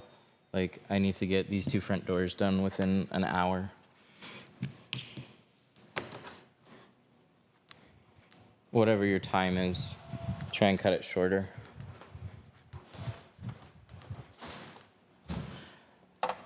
Do you let people wait? Yeah, of course. We get a waiting area up front.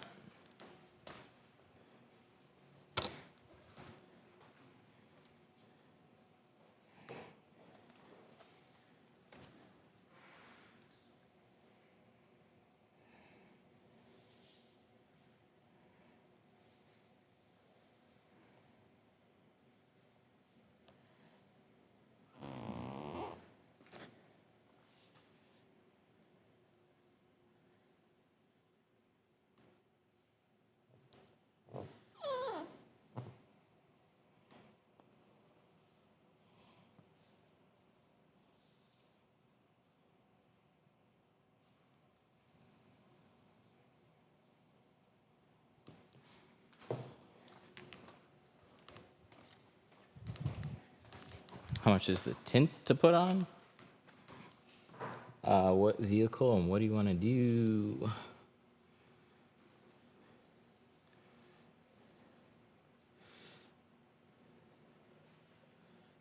Is ceramic tint naturally darker? No.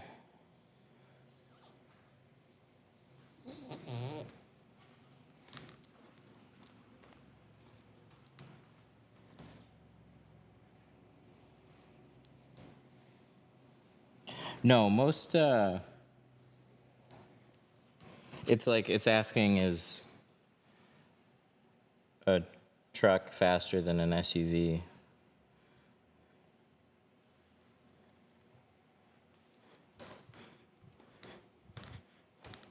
Oh, it's better at blocking heat, yeah.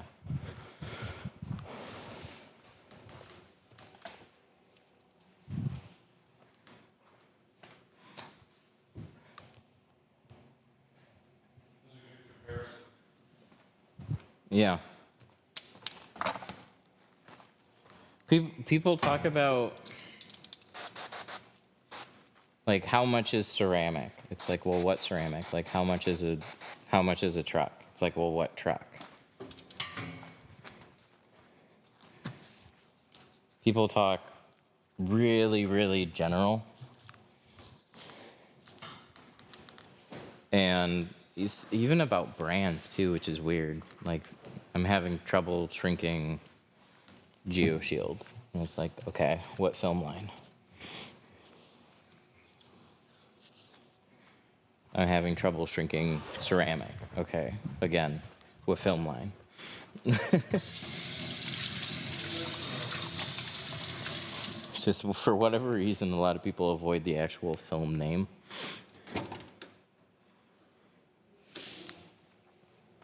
But there's enough confusion about films, and there really doesn't need to be. There's 3 major types of film. There's a few more, they're just less popular. There's your dyed films, which is just colored polyester. There's carbon film, which replaces the dye with carbon. And then there's ceramic films, which can have carbon or dye in them. And so the way that they go is dyed film is literally colored film, doesn't block out heat.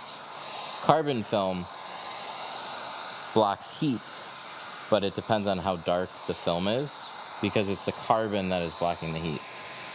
With ceramic films, they can be made with dye or carbon to color the film, but it is the ceramic that is really blocking the heat in those films.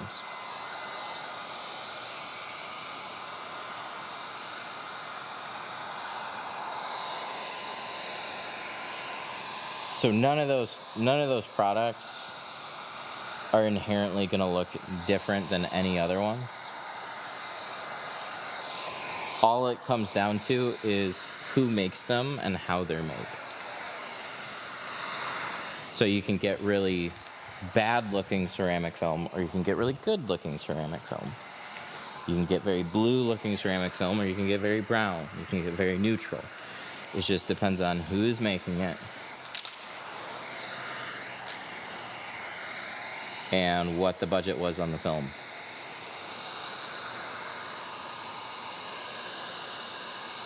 Why do you like Geo more than 3M or Lumar? Because with 3M or Lumar, you're paying like at least 50% more on your film costs, and you're not necessarily gaining that on business. You're paying a brand tax, and I need those brands to work for me, and in some areas those brands are really effective and can be the difference for certain customers, but most of the time it's not. So if you are a Lumar Formula One dealer and your customers generally gravitate towards you because you have Formula One film, well, then it's worth it to carry you. But it doesn't make sense to spend $1,000 on a roll of film if you're still competing like everybody else. Some of those film companies have better programs and will do additional marketing that actually generate more awareness for their brand, which is why you're asking about 3M or Lumar. But your average customer, or at least my average customer, has no fucking clue. Like, if they just want a good tint job, and maybe they've heard of Expel, and maybe they've heard of 3M, but it's just the majority of places that I've been to, that's been the case. And it has nothing to do with like ignorance. It's literally just, it's hard to filter through film marketing to actually figure out what products are good or not. And most of it comes down to trusting a shop to do a good job and install a good product. So I'm after the best films, but I don't see a point in overspending on brand if the brand isn't working for you.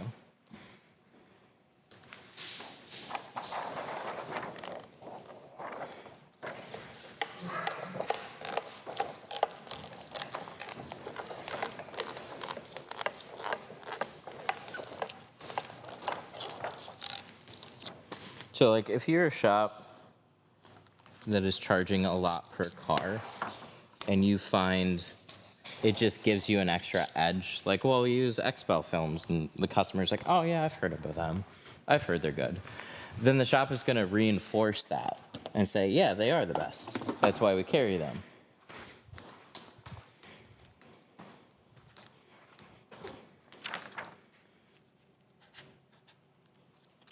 So if that helps you close jobs and gets additional business, well, then it might be worth it.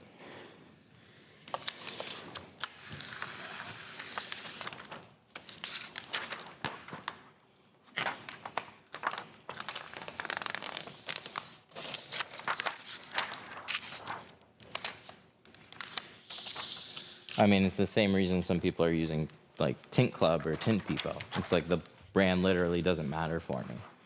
I could be using anything. It's more about what is the price of the film.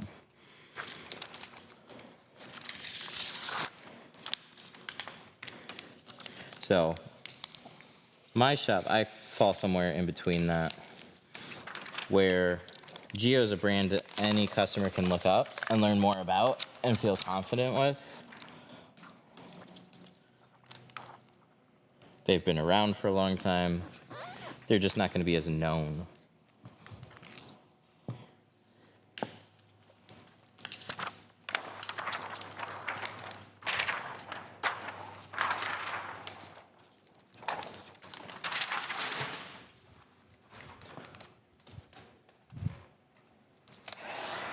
What's your average cost?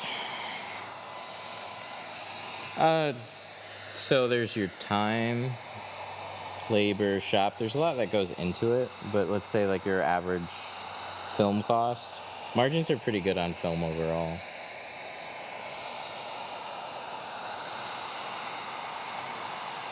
But for us, it doesn't make sense to do them for under $150.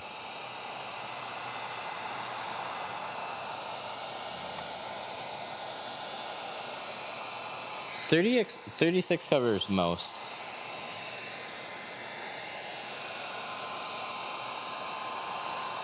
Not all, but most.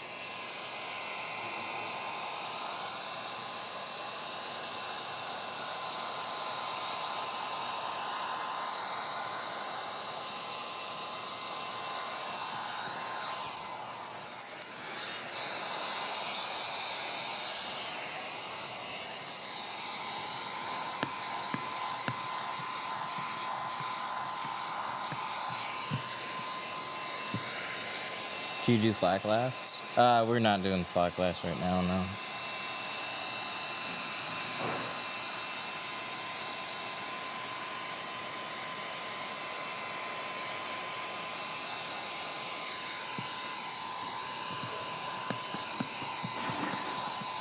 It's hard to get anything else done when we're running around doing flat glass.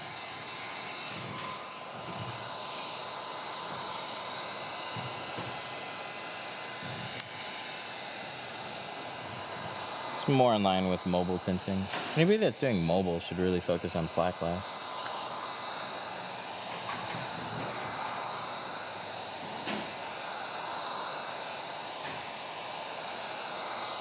You guys are like so set up for it. You're already going to houses. Might as well tint their house instead of their car. There's more money in it.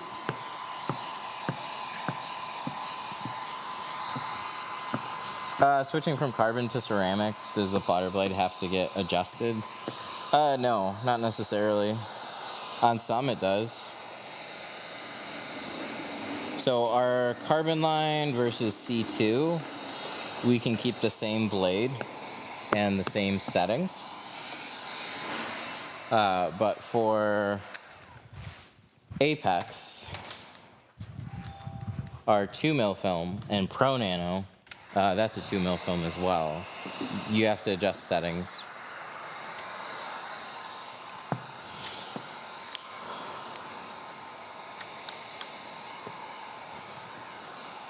Do you ever get returning customers that ask for a discount because they said they brought you a lot of cars?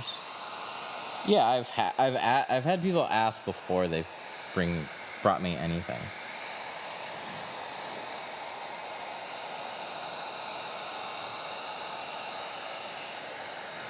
Generally, I don't, but it's more for me because I'm putting the same amount of effort and time and everything into the car. It's a little bit more individualized and less about volume. So instead of doing like 5 cars in a day, I'm only doing like 1 or 2 cars in a day.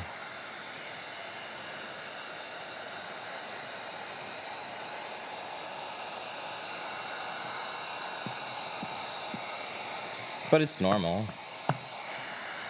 It's really good for referrals. Like you could give referrals like a coupon card to hand to their friends, and then like 20-50 bucks off their next tint job or whatever. I mean, you're either spending it, like you're usually spending it somewhere. You're either spending it in ads, but you can absolutely spend a little money like that for repeat business. I just generally haven't.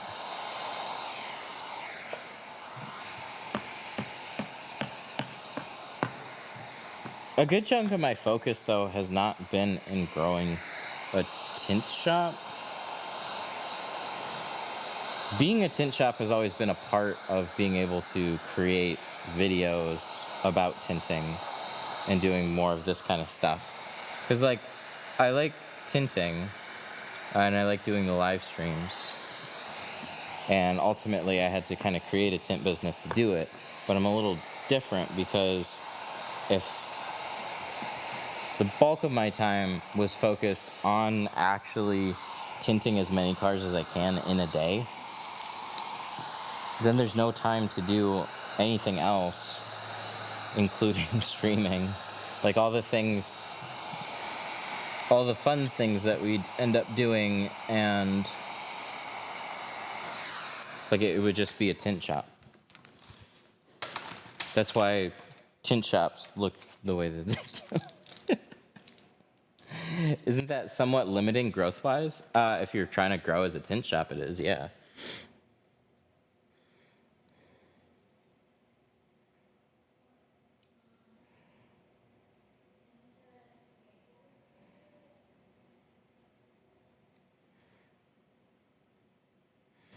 You don't need to edit. YouTube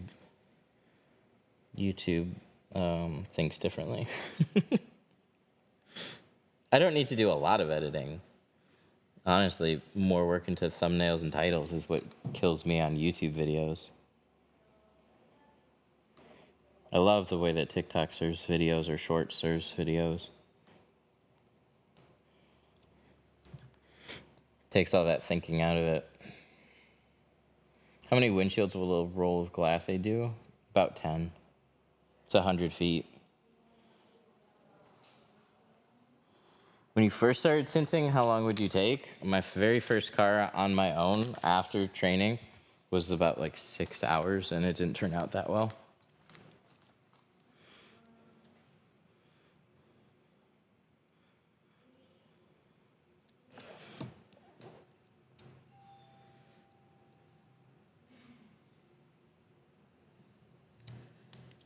Have you ever scratched a window? Yeah, that's why I use Glass Aid. That's where that came about from, is I was actually doing I mean, it had happened before, but especially at the time, if you ever suggested that stainless steel blades scratched windows, like you had a bunch of tinters calling you just terrible. Like you're just bad at it. Oh, your blade wasn't sharp. And then surely, as time kind of went on, people started noticing more scratches, and then glass started getting softer. But it depends on the car.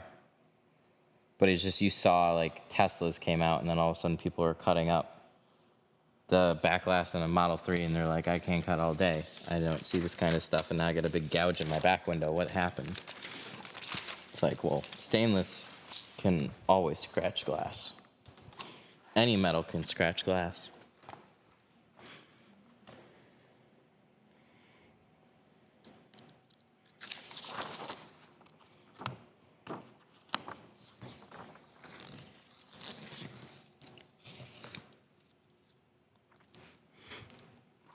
Will the tint hold up in heat and protect from stone chips? It doesn't protect from stone chips, but yeah, it definitely holds up in heat if you have a good film.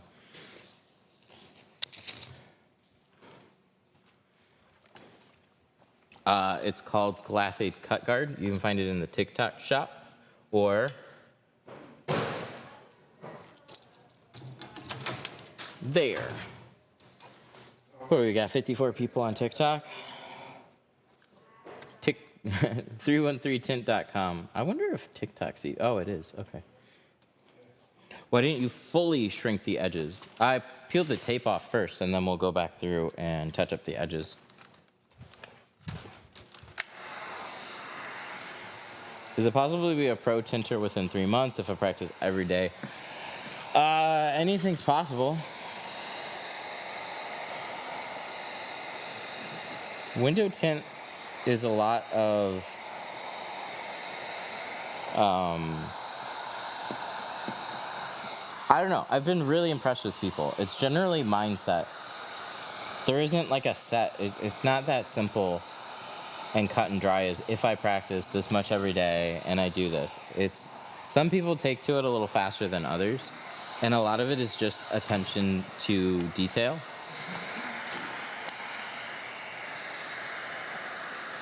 So like, I'll use this as an example. Some people will look at this and think that it's not shrunk. It is shrunk. It's shrunk just fine, but we just have to stretch it out over the window. But some people will see a little finger popping up on the side and continue to shrink it, and it'll keep pulling away from the side, and they'll go even farther. It's like there's a lot of nuance with just getting film on glass. And it's hard for some people to really understand what is happening, why is it happening, and how do I prevent it from happening.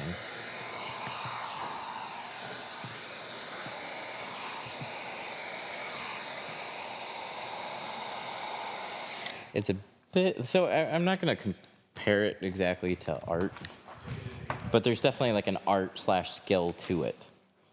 Like woodworking or whatever. It's like, I don't know, there's like a certain level of skill to it that some people can pick up quickly, and some people just won't. Yeah, it looks good. Let's put this brake light back in, and then we'll do that windshield. That windshield.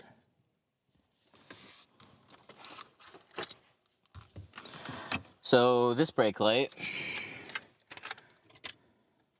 plugs back in. Where's my plug? Over here. There it is. Click. And then these tabs that you can definitely not see.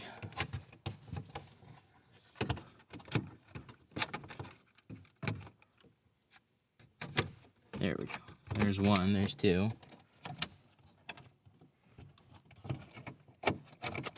It's just getting them to fit.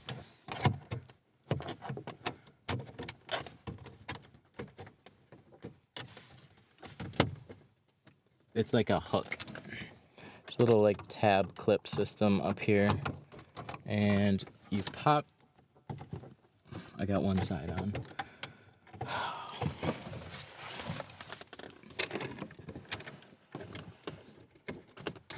There we go. Click, click. And then this cover goes over that. Done and done.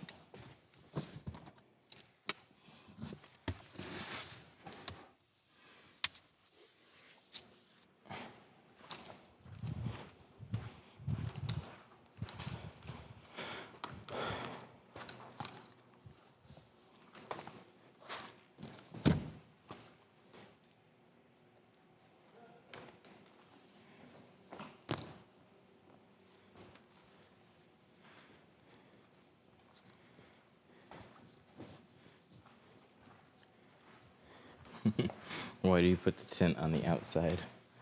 Is there anything that I can do to ever stop that comment from happening? Put it on the wall. Tint goes on the inside. It goes on the inside. Then it's got to be like a scrolly banner. Hey, that should be a shirt. We should sell merch. Tint goes on the inside. Say right on your back. Yeah.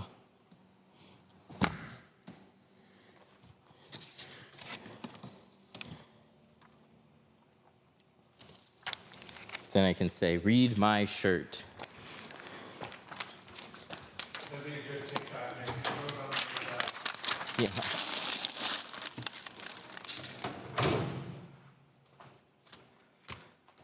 Okay. Thank you. See, it rolls back for me. Okay, a little bit of cleanup on the inside, then we'll get this installed. We do gotta find a strip for this though, so let's do that real quick.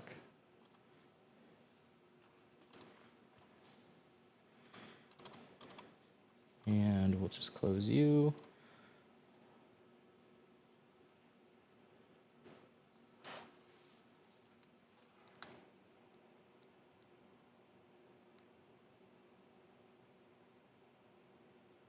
The neighbors didn't know about the parking lot either.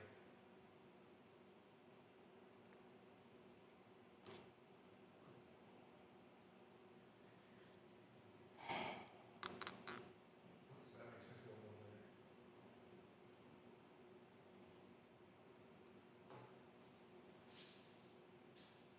better. Okay.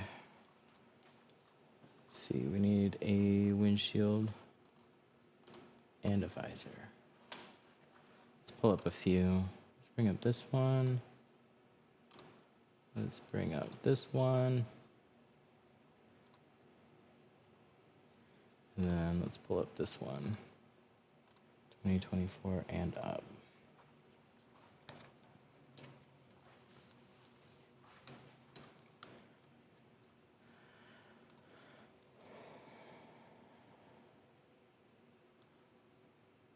Ooh, that's quite a bit different. All right, what do we got here? Some vehicles contain electronics that could be damaged. Da, da, da. Yep. Use extreme caution. Some vehicles. Oh, it's literally just. This is a 2023? Pretty sure this is a 23. Yeah, it's a 23. Okay, so then it's gonna get rid of this top one. And I got two here. So since I have a 24, do I split them? Ungroup. Ungroup.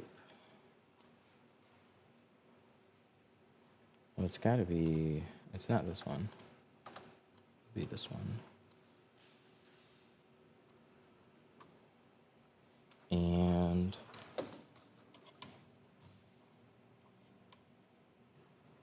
what were we gonna do? Let's try it.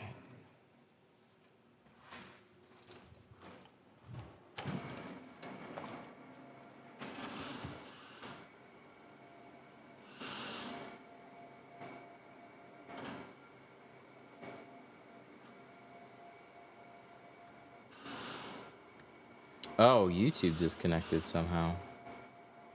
Weird. I didn't know that. Sorry, guys. Let me open this back up.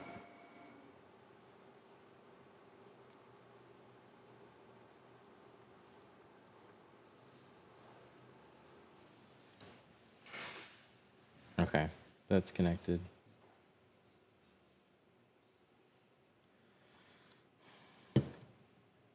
Why not general mechanic shop so you can have access to bigger online crowd and customer base?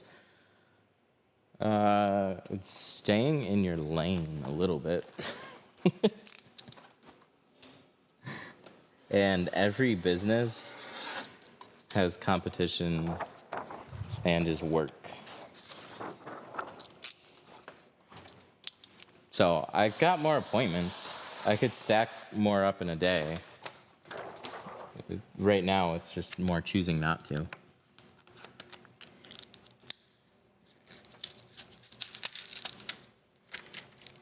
But I get asked a lot, like, why don't you do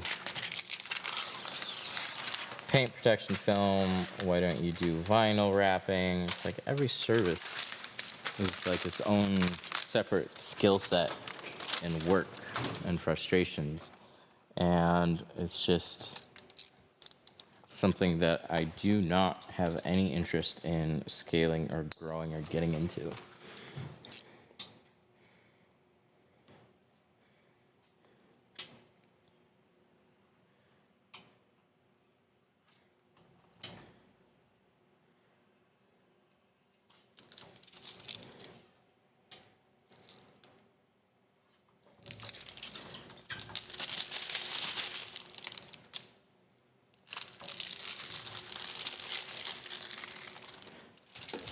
All right, so let's see how this is gonna line up.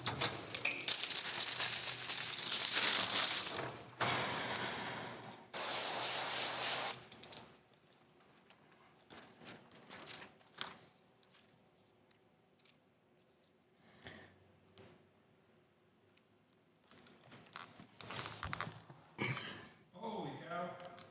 $20 super chat. $20. Oops. This is gonna go down a little farther. Oh wow, this actually ended up exactly where you wanted. Thank you, I appreciate that. That's a big one. That's nice. Alex with the 20. Coffee for Matt and Mark. Mark doesn't drink coffee, so I will steal his coffee. Yeah, I was just gonna say, Matt can have my coffee. Really appreciate that. Thank you.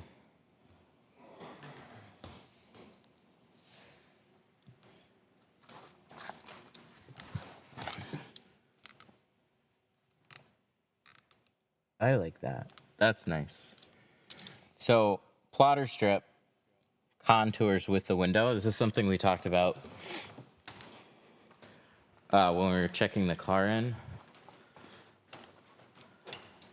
A lot of them, so if you just do the flat edge on the film, it's going to curve down. I don't have a great way of making that contour like perfectly line up. It's always better to do that by like machine, because then you can get the exact contour that you need.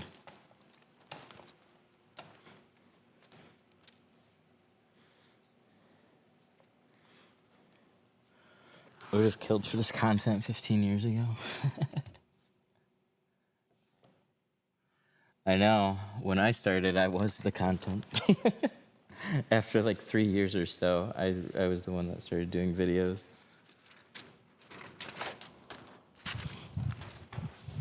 All right, cool. These are good. These actually line up great. First windshield. I haven't tried a lot of windshield strips, but this is the first one I've had that is going to line up really nice.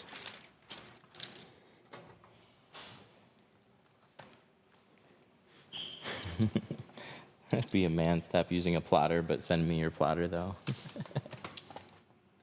I hear ya.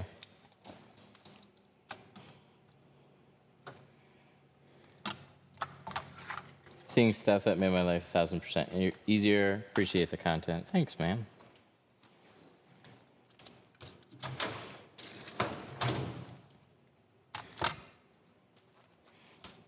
Yeah, that's one reason I like my Facebook group so much. I learn a bunch from there. I still do. What did somebody just post about to look out for? That's crazy. I saw, last thing I saw was a Honda. Yeah. No, a Subaru. Was it with some coating? Yeah. Yeah, so Subaru has a car, but it's mostly made by Toyota, which makes sense because there's the BRZ and the FRS crossover. So Toyota is doing this like UVU glass, and it's this coating, but for whatever reason, this glass, I guess, has that type of coating, but it doesn't say it on the glass.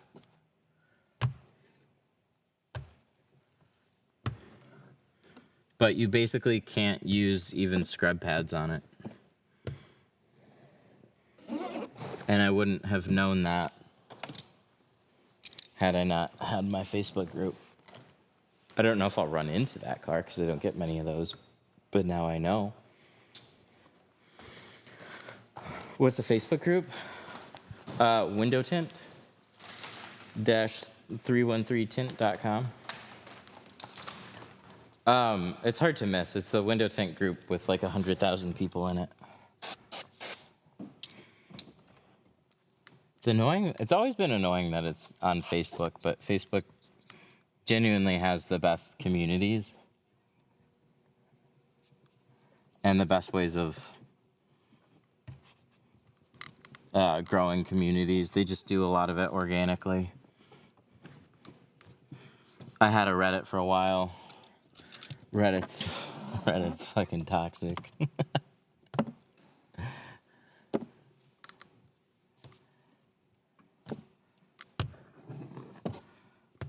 How much does a good tint software cost? Core, $200 a month. You're not gonna find a better software, and most of them now are at least $200 a month. The budget option that people were using just went to $200 a month. But you get PPF.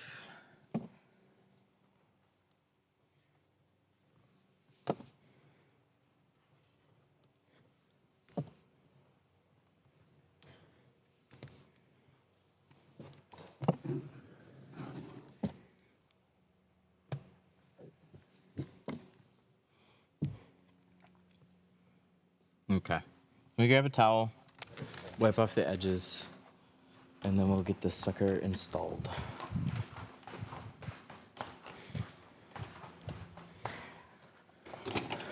Yeah, there's quite a few tint softwares. Most of them are mediocre at best. They're just not good. Software's been extremely frustrating.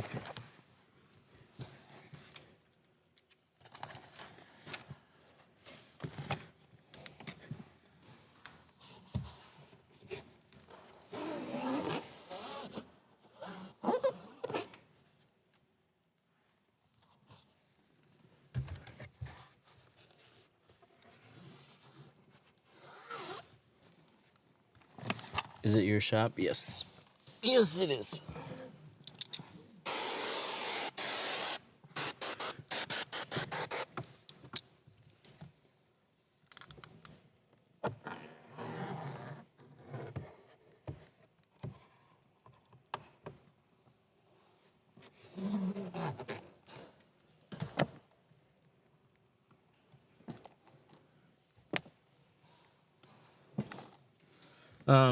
Is Azara doing anything?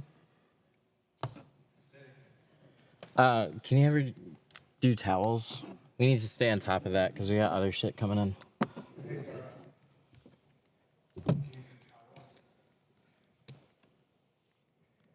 I'm asking.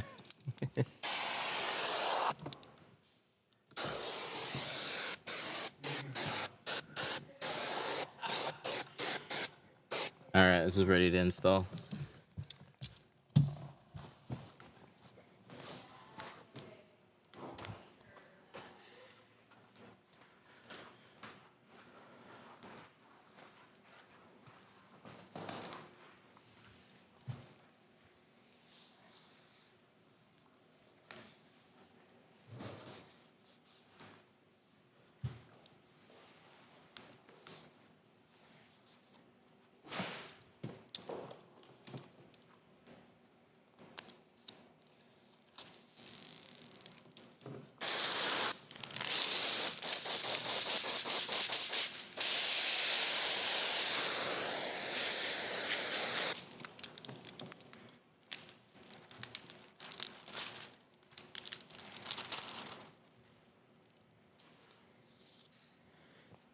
Do you do pre-cut tint kits? No.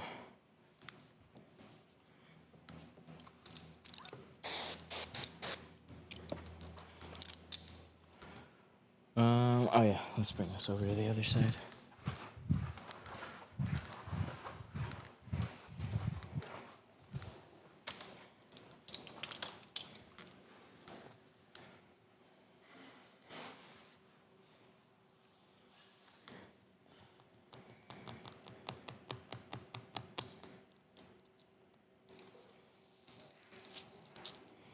There's apparently a place near us that does them, though. They have the flatbed plotters to do them.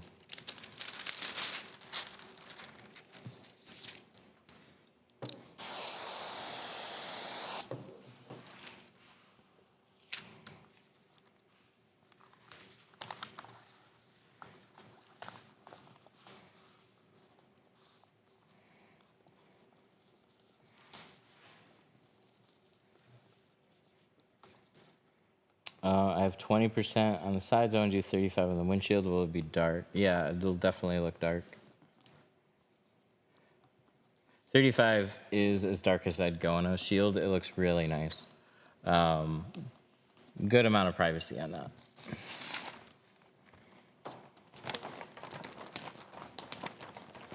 Look at this. Look at how light this is.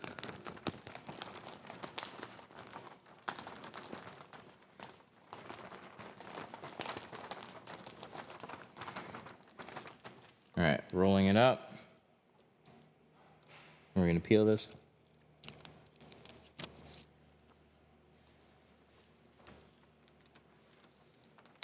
What brand of tint? That one right there. Geo.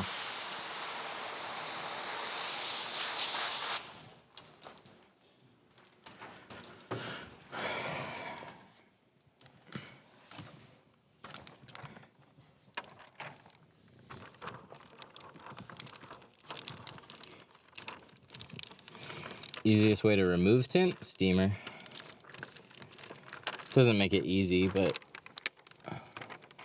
it's the best way to do it.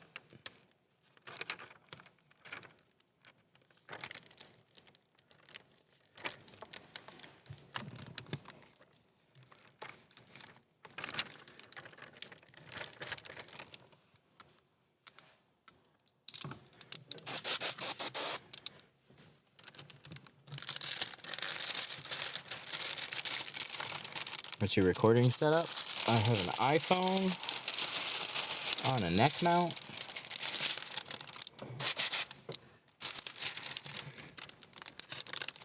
Some other stuff in the background, but that's what you're seeing.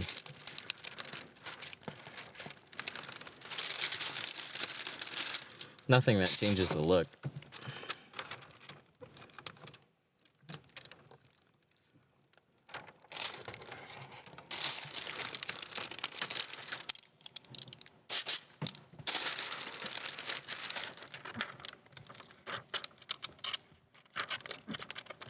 Oh, come on, just wrap. There we go. The only thing about the housings is tucking behind them. So as you're unrolling, you kind of need it to go around there, or else you're gonna have issues.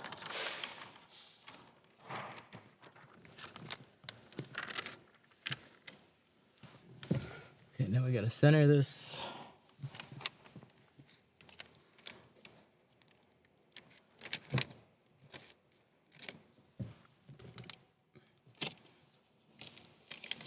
Yeah, this is gonna be a little fun. Oh, there we go. We got that.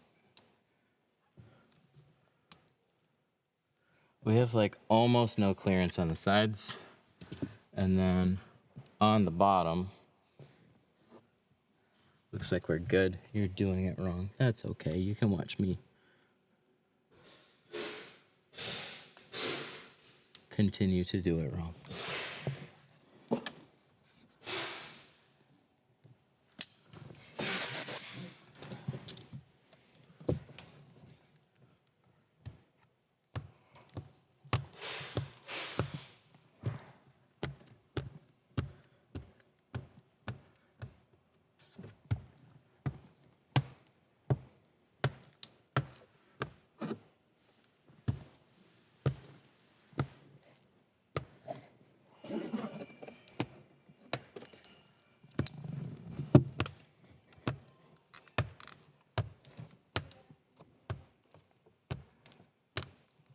Any more windows? We're just wrapping up the windshield. I do have to put a strip on it, but that's all cut, ready to go. So as soon as we squeegee this down, we're putting a strip right over it.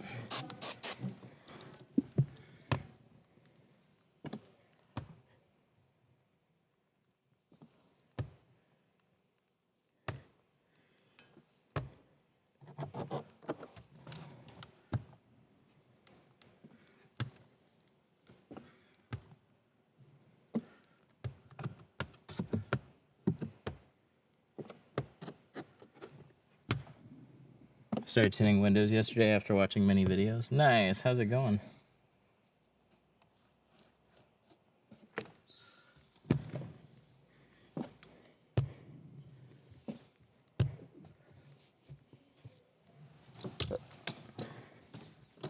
Came out good? Nice.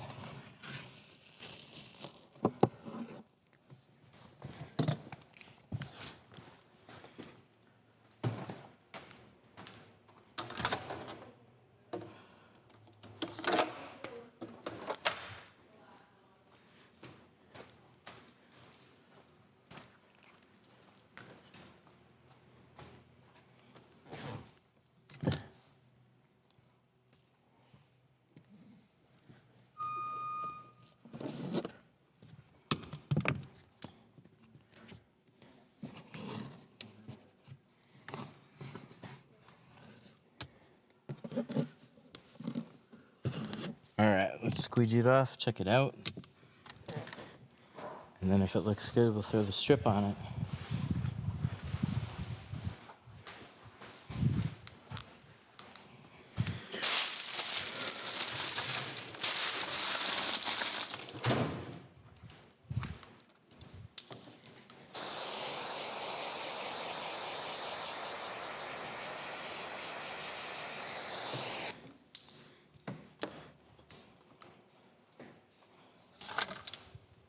Is it normal to have small white bubbles after you have tint?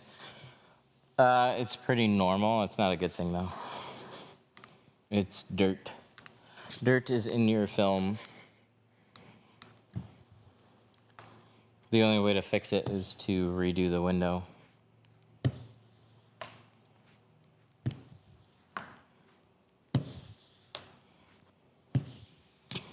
Detroit Tint Studio in Sterling Heights.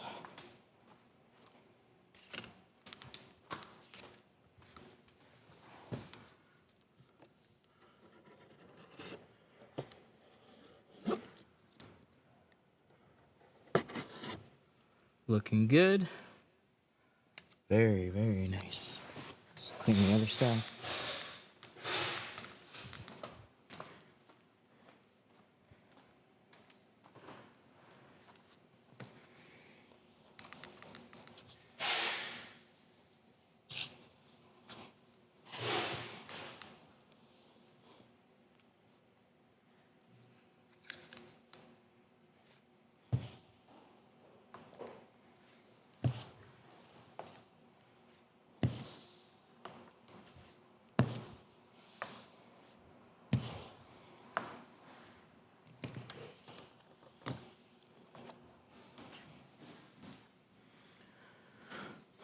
When you prepare the glass and apply the tint, is there small dust particles when you shrink? Yeah, there definitely could be small little particles both on the film and like underneath it. That kind of stuff doesn't really matter. What matters is after you peel the film and install it, what is left. So stuff sitting on the film isn't gonna magically like get on the adhesive.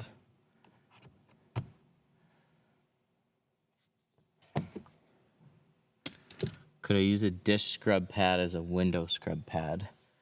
Yeah, depends.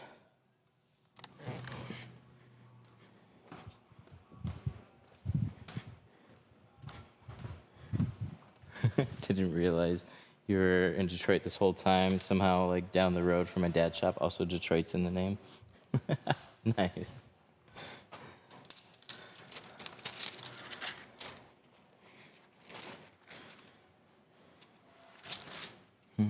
Oh, this is for the other side. Yeah, this is for that. I put these on here correctly.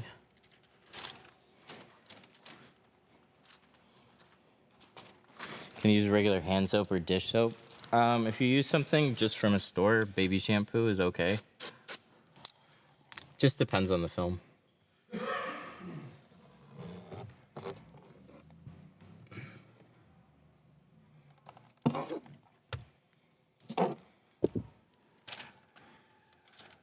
If you're just looking to tint a few things, it's not a big deal. Baby shampoo, a lot of guys will still use it. Ultimately, it just depends on your film.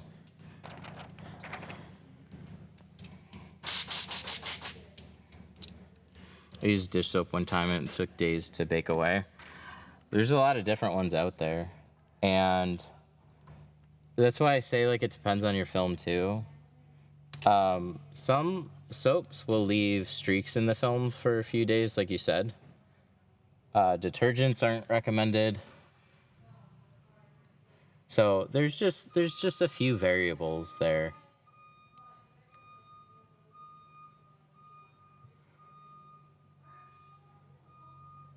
For the most part, you can do a lot with film, and it's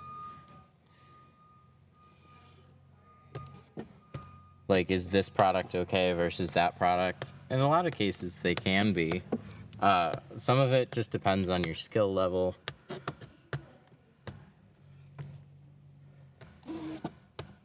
So if you're looking for like the best or most straightforward options, that's what I'll usually talk about, because it's hard to cover everybody's, and every film is a little different.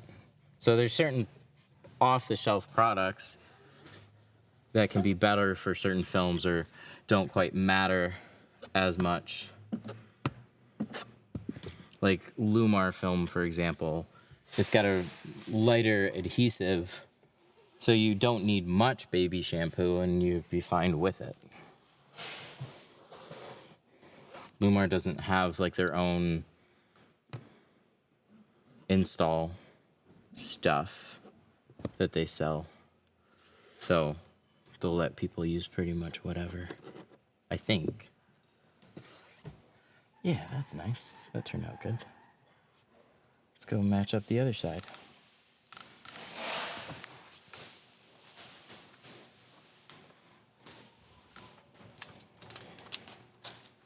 What's the most expensive car? It's a pretty short list. I do a lot in the like 50 to 100 grand range. Less over that. I had a nice day that was like a McLaren and a DBS back to back.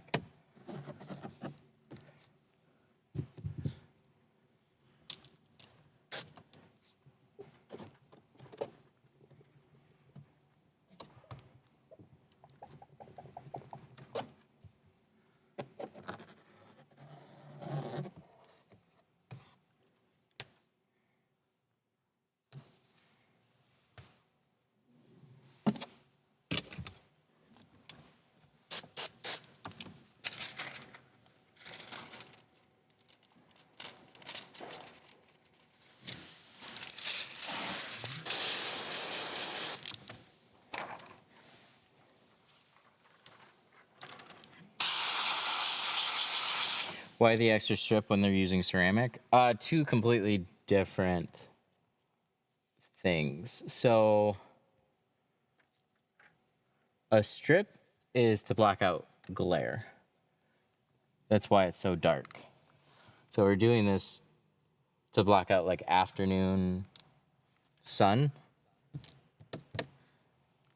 Having ceramic on a windshield, especially 70, it's more for the heat. It's not going to do much at all for glare. I find glare doesn't really get cut down much until you're in the like 50 a little bit, more so 35. 35 is nice.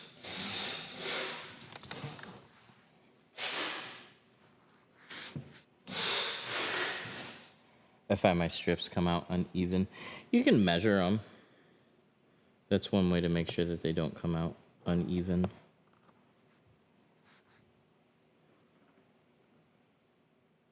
I'm gonna go, I think I bumped this on the way in. I got like a little fuzz line there. So I'm gonna take this off before it sticks.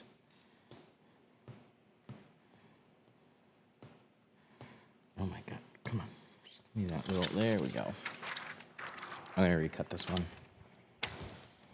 That's why I re-rinsed it again. I think it bumped the top. I was moving so fast. So this is passengers, this is drivers. Let's get rid of this. Why not duplicate it? And cut.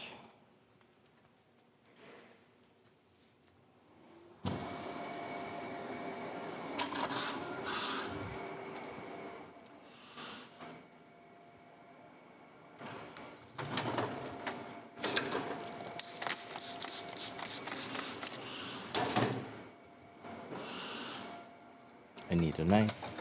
I need a knife. Ooh, I know where one is. It's over here.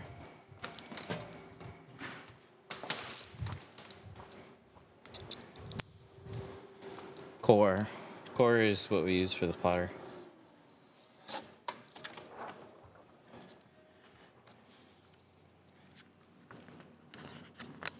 It's really, really, really good.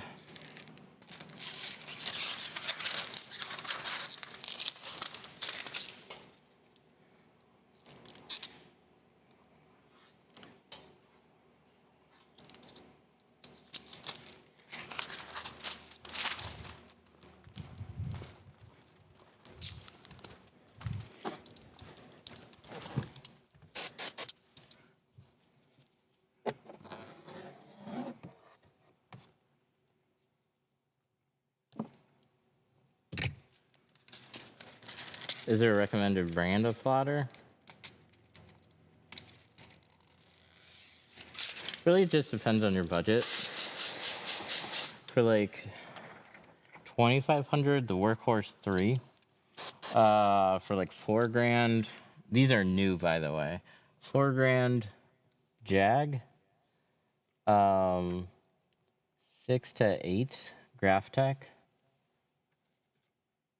And if you want to look on Marketplace, you can generally find a Graphtec or like a Vinyl Express.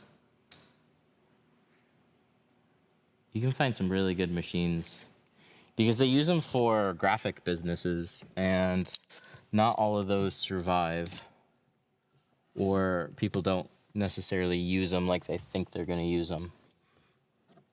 So you can sometimes find a really good deal on a very good machine. Graphtecs can take a lot of abuse and still be perfectly fine. I have a 60. You don't need that. Honestly, a 50, or sorry, a 40. 40 is all you really need.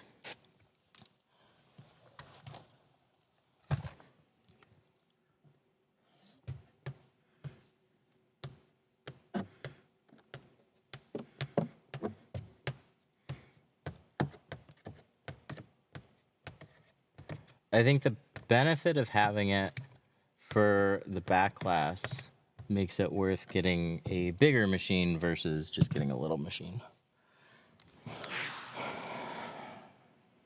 I've got a FC 9000. It's overkill, but it's nice. I like it. Yeah, that lines up good. Sweet. Little touch up and then we'll be good.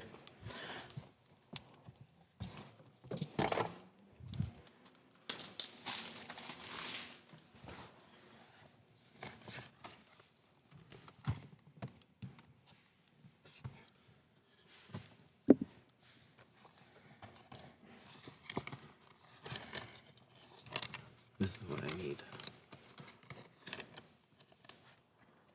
And a heat gun. Heat gun would be nice.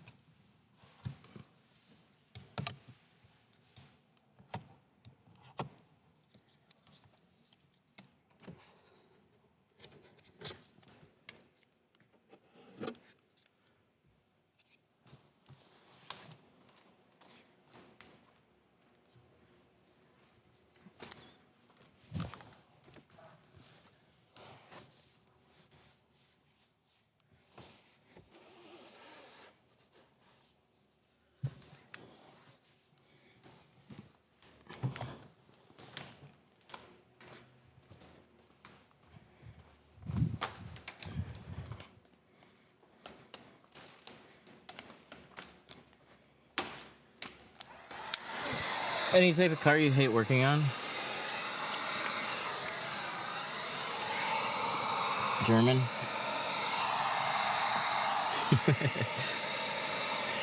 So while this one's not terrible, it's definitely not simple. Where it gets into a lot of difficulty is the edges. You see how my border is basically touching the pillar here? That makes it really difficult.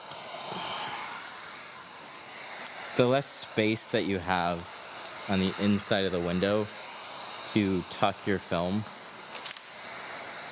the more exact everything. BMW are not bad. I hate Audi. Yeah, so Audi's definitely at the top of that German list. Audi, BMW, Mercedes, in that order. Depends on the BMW, but more BMWs, especially now, are more straightforward.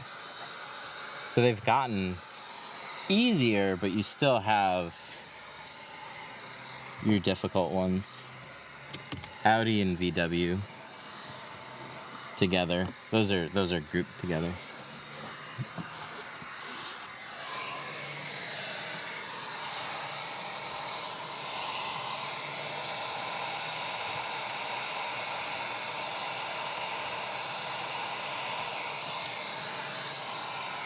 A guy did my Audi Q5 and he did terrible. Yeah, it's not even it's not an easy car to tint. So he did a really bad job and then he's not fixing it either. That's no fun. That sucks. Welcome to Tinters.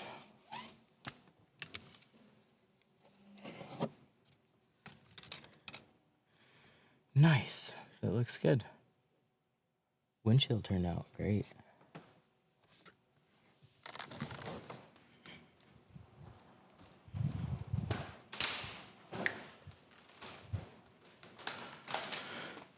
That makes sense now. Yeah, all your edges, they just don't give you hardly any space to tuck the film. So it's really easy for your pattern to be slightly too wide. And if it's too wide, you can't tuck it into the edges. If it's too short, well, then you got light gaps. So just all in all,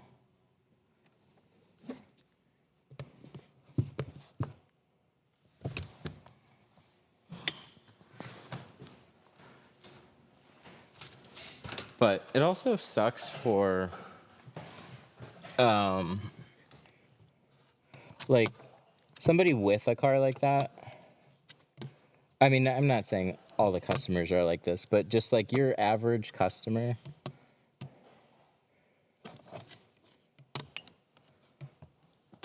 that messages around is going to get like 3 or 4 different quotes. And a lot of those people are hearing lots of things from different people. Where, oh, it's too expensive. Oh, this other guy will do it for less. Why are you so much? And you can genuinely say that car is more difficult. But not everybody is going to listen.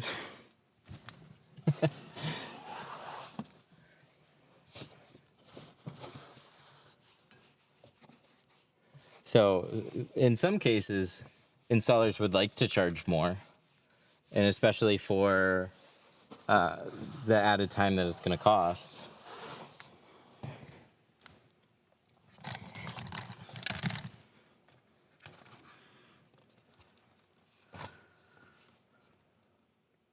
I know the guy didn't call anywhere else. Now he won't get back to me.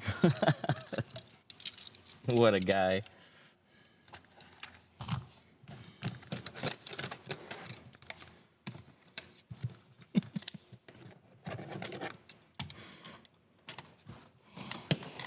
That's a lot of times why that happens, though. Because it's like cumulative. People get to their pricing because there's a certain market range to it, and it's kind of hard to stay exactly where you want to.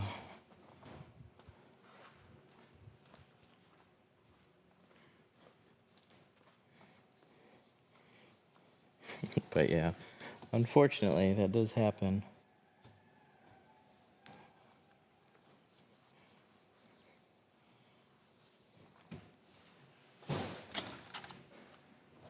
Can you get drunk while you work? There's some guys that do. That would be miserable.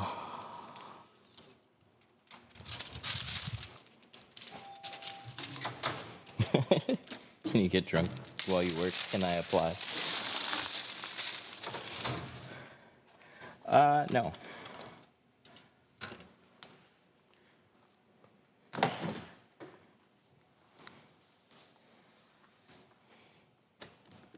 Oh, a Cricut?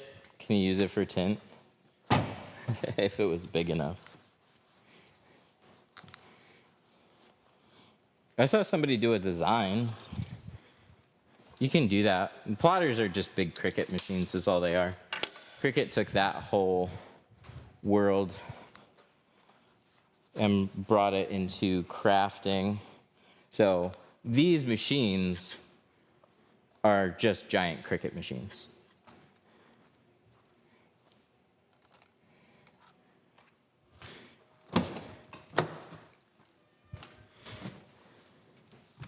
But Cricut's got, it's just got more user-friendly software, so you can do more artsy stuff with it.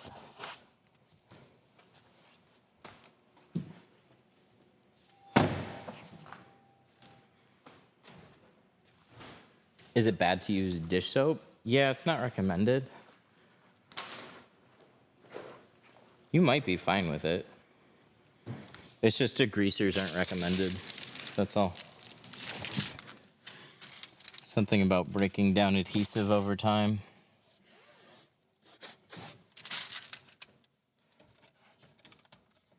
So I just wouldn't do anything that might have long-term negative effects like that. Baby shampoo, if you want to just get a store soap, baby shampoo is still fine.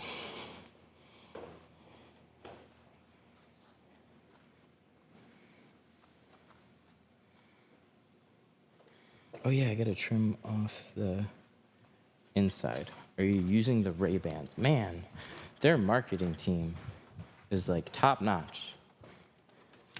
I get asked about those all the time now. No, Ray-Bans don't do this. But because they say they do live streaming, they only stream on Instagram and for like 30 minutes max. So you can do like short videos and stuff, but they don't do this. I wish they did, that would be nice. Then I could get prescriptions and have one less thing I gotta carry around.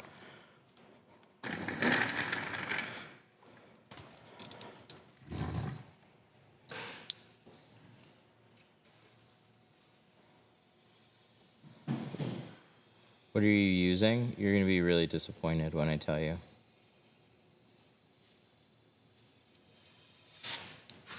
It's a phone. I'm using a phone. Nice. That's all I needed to fix.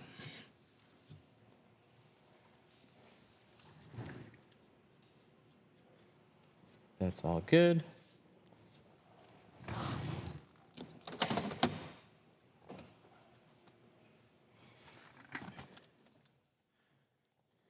Do you have a video of shrinking tiny sideways? Not that I remember. Yeah, if you have a F-150 video, Oh, do I have an F-150 video? then you did sideways. It was a red one. I just sent it to, I think I sent it to, I'll see if I can find it. I sent it to one of the students in class that was asking about how to do that. Oh, okay. I guess we got a red F-150 that I did a video on the channel.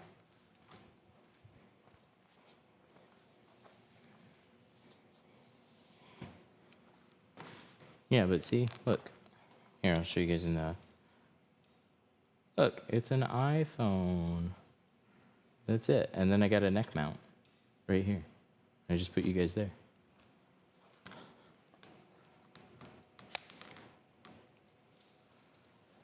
We're streaming a little bit differently though. So the PC doesn't do anything fancy, but see that? See how I can see myself right there? And then the chat's right here. So this is OBS, and then this is a TikTok right here. So that's where it gets a little complicated, but you can just throw a phone on your neck, or throw a phone on a neck mount and stream wherever you want. Namely TikTok off of that. Alrighty. Well, this one is all set. Turned out nice. I like it. I'm just gonna spend a little extra time cleaning it up. Making sure everything's pushed out. Like that. Little water there. Looks good. Yeah, it looks really nice. I like it.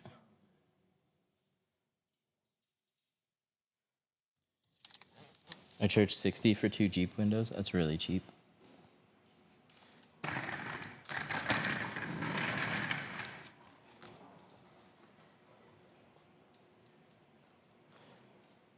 Cool.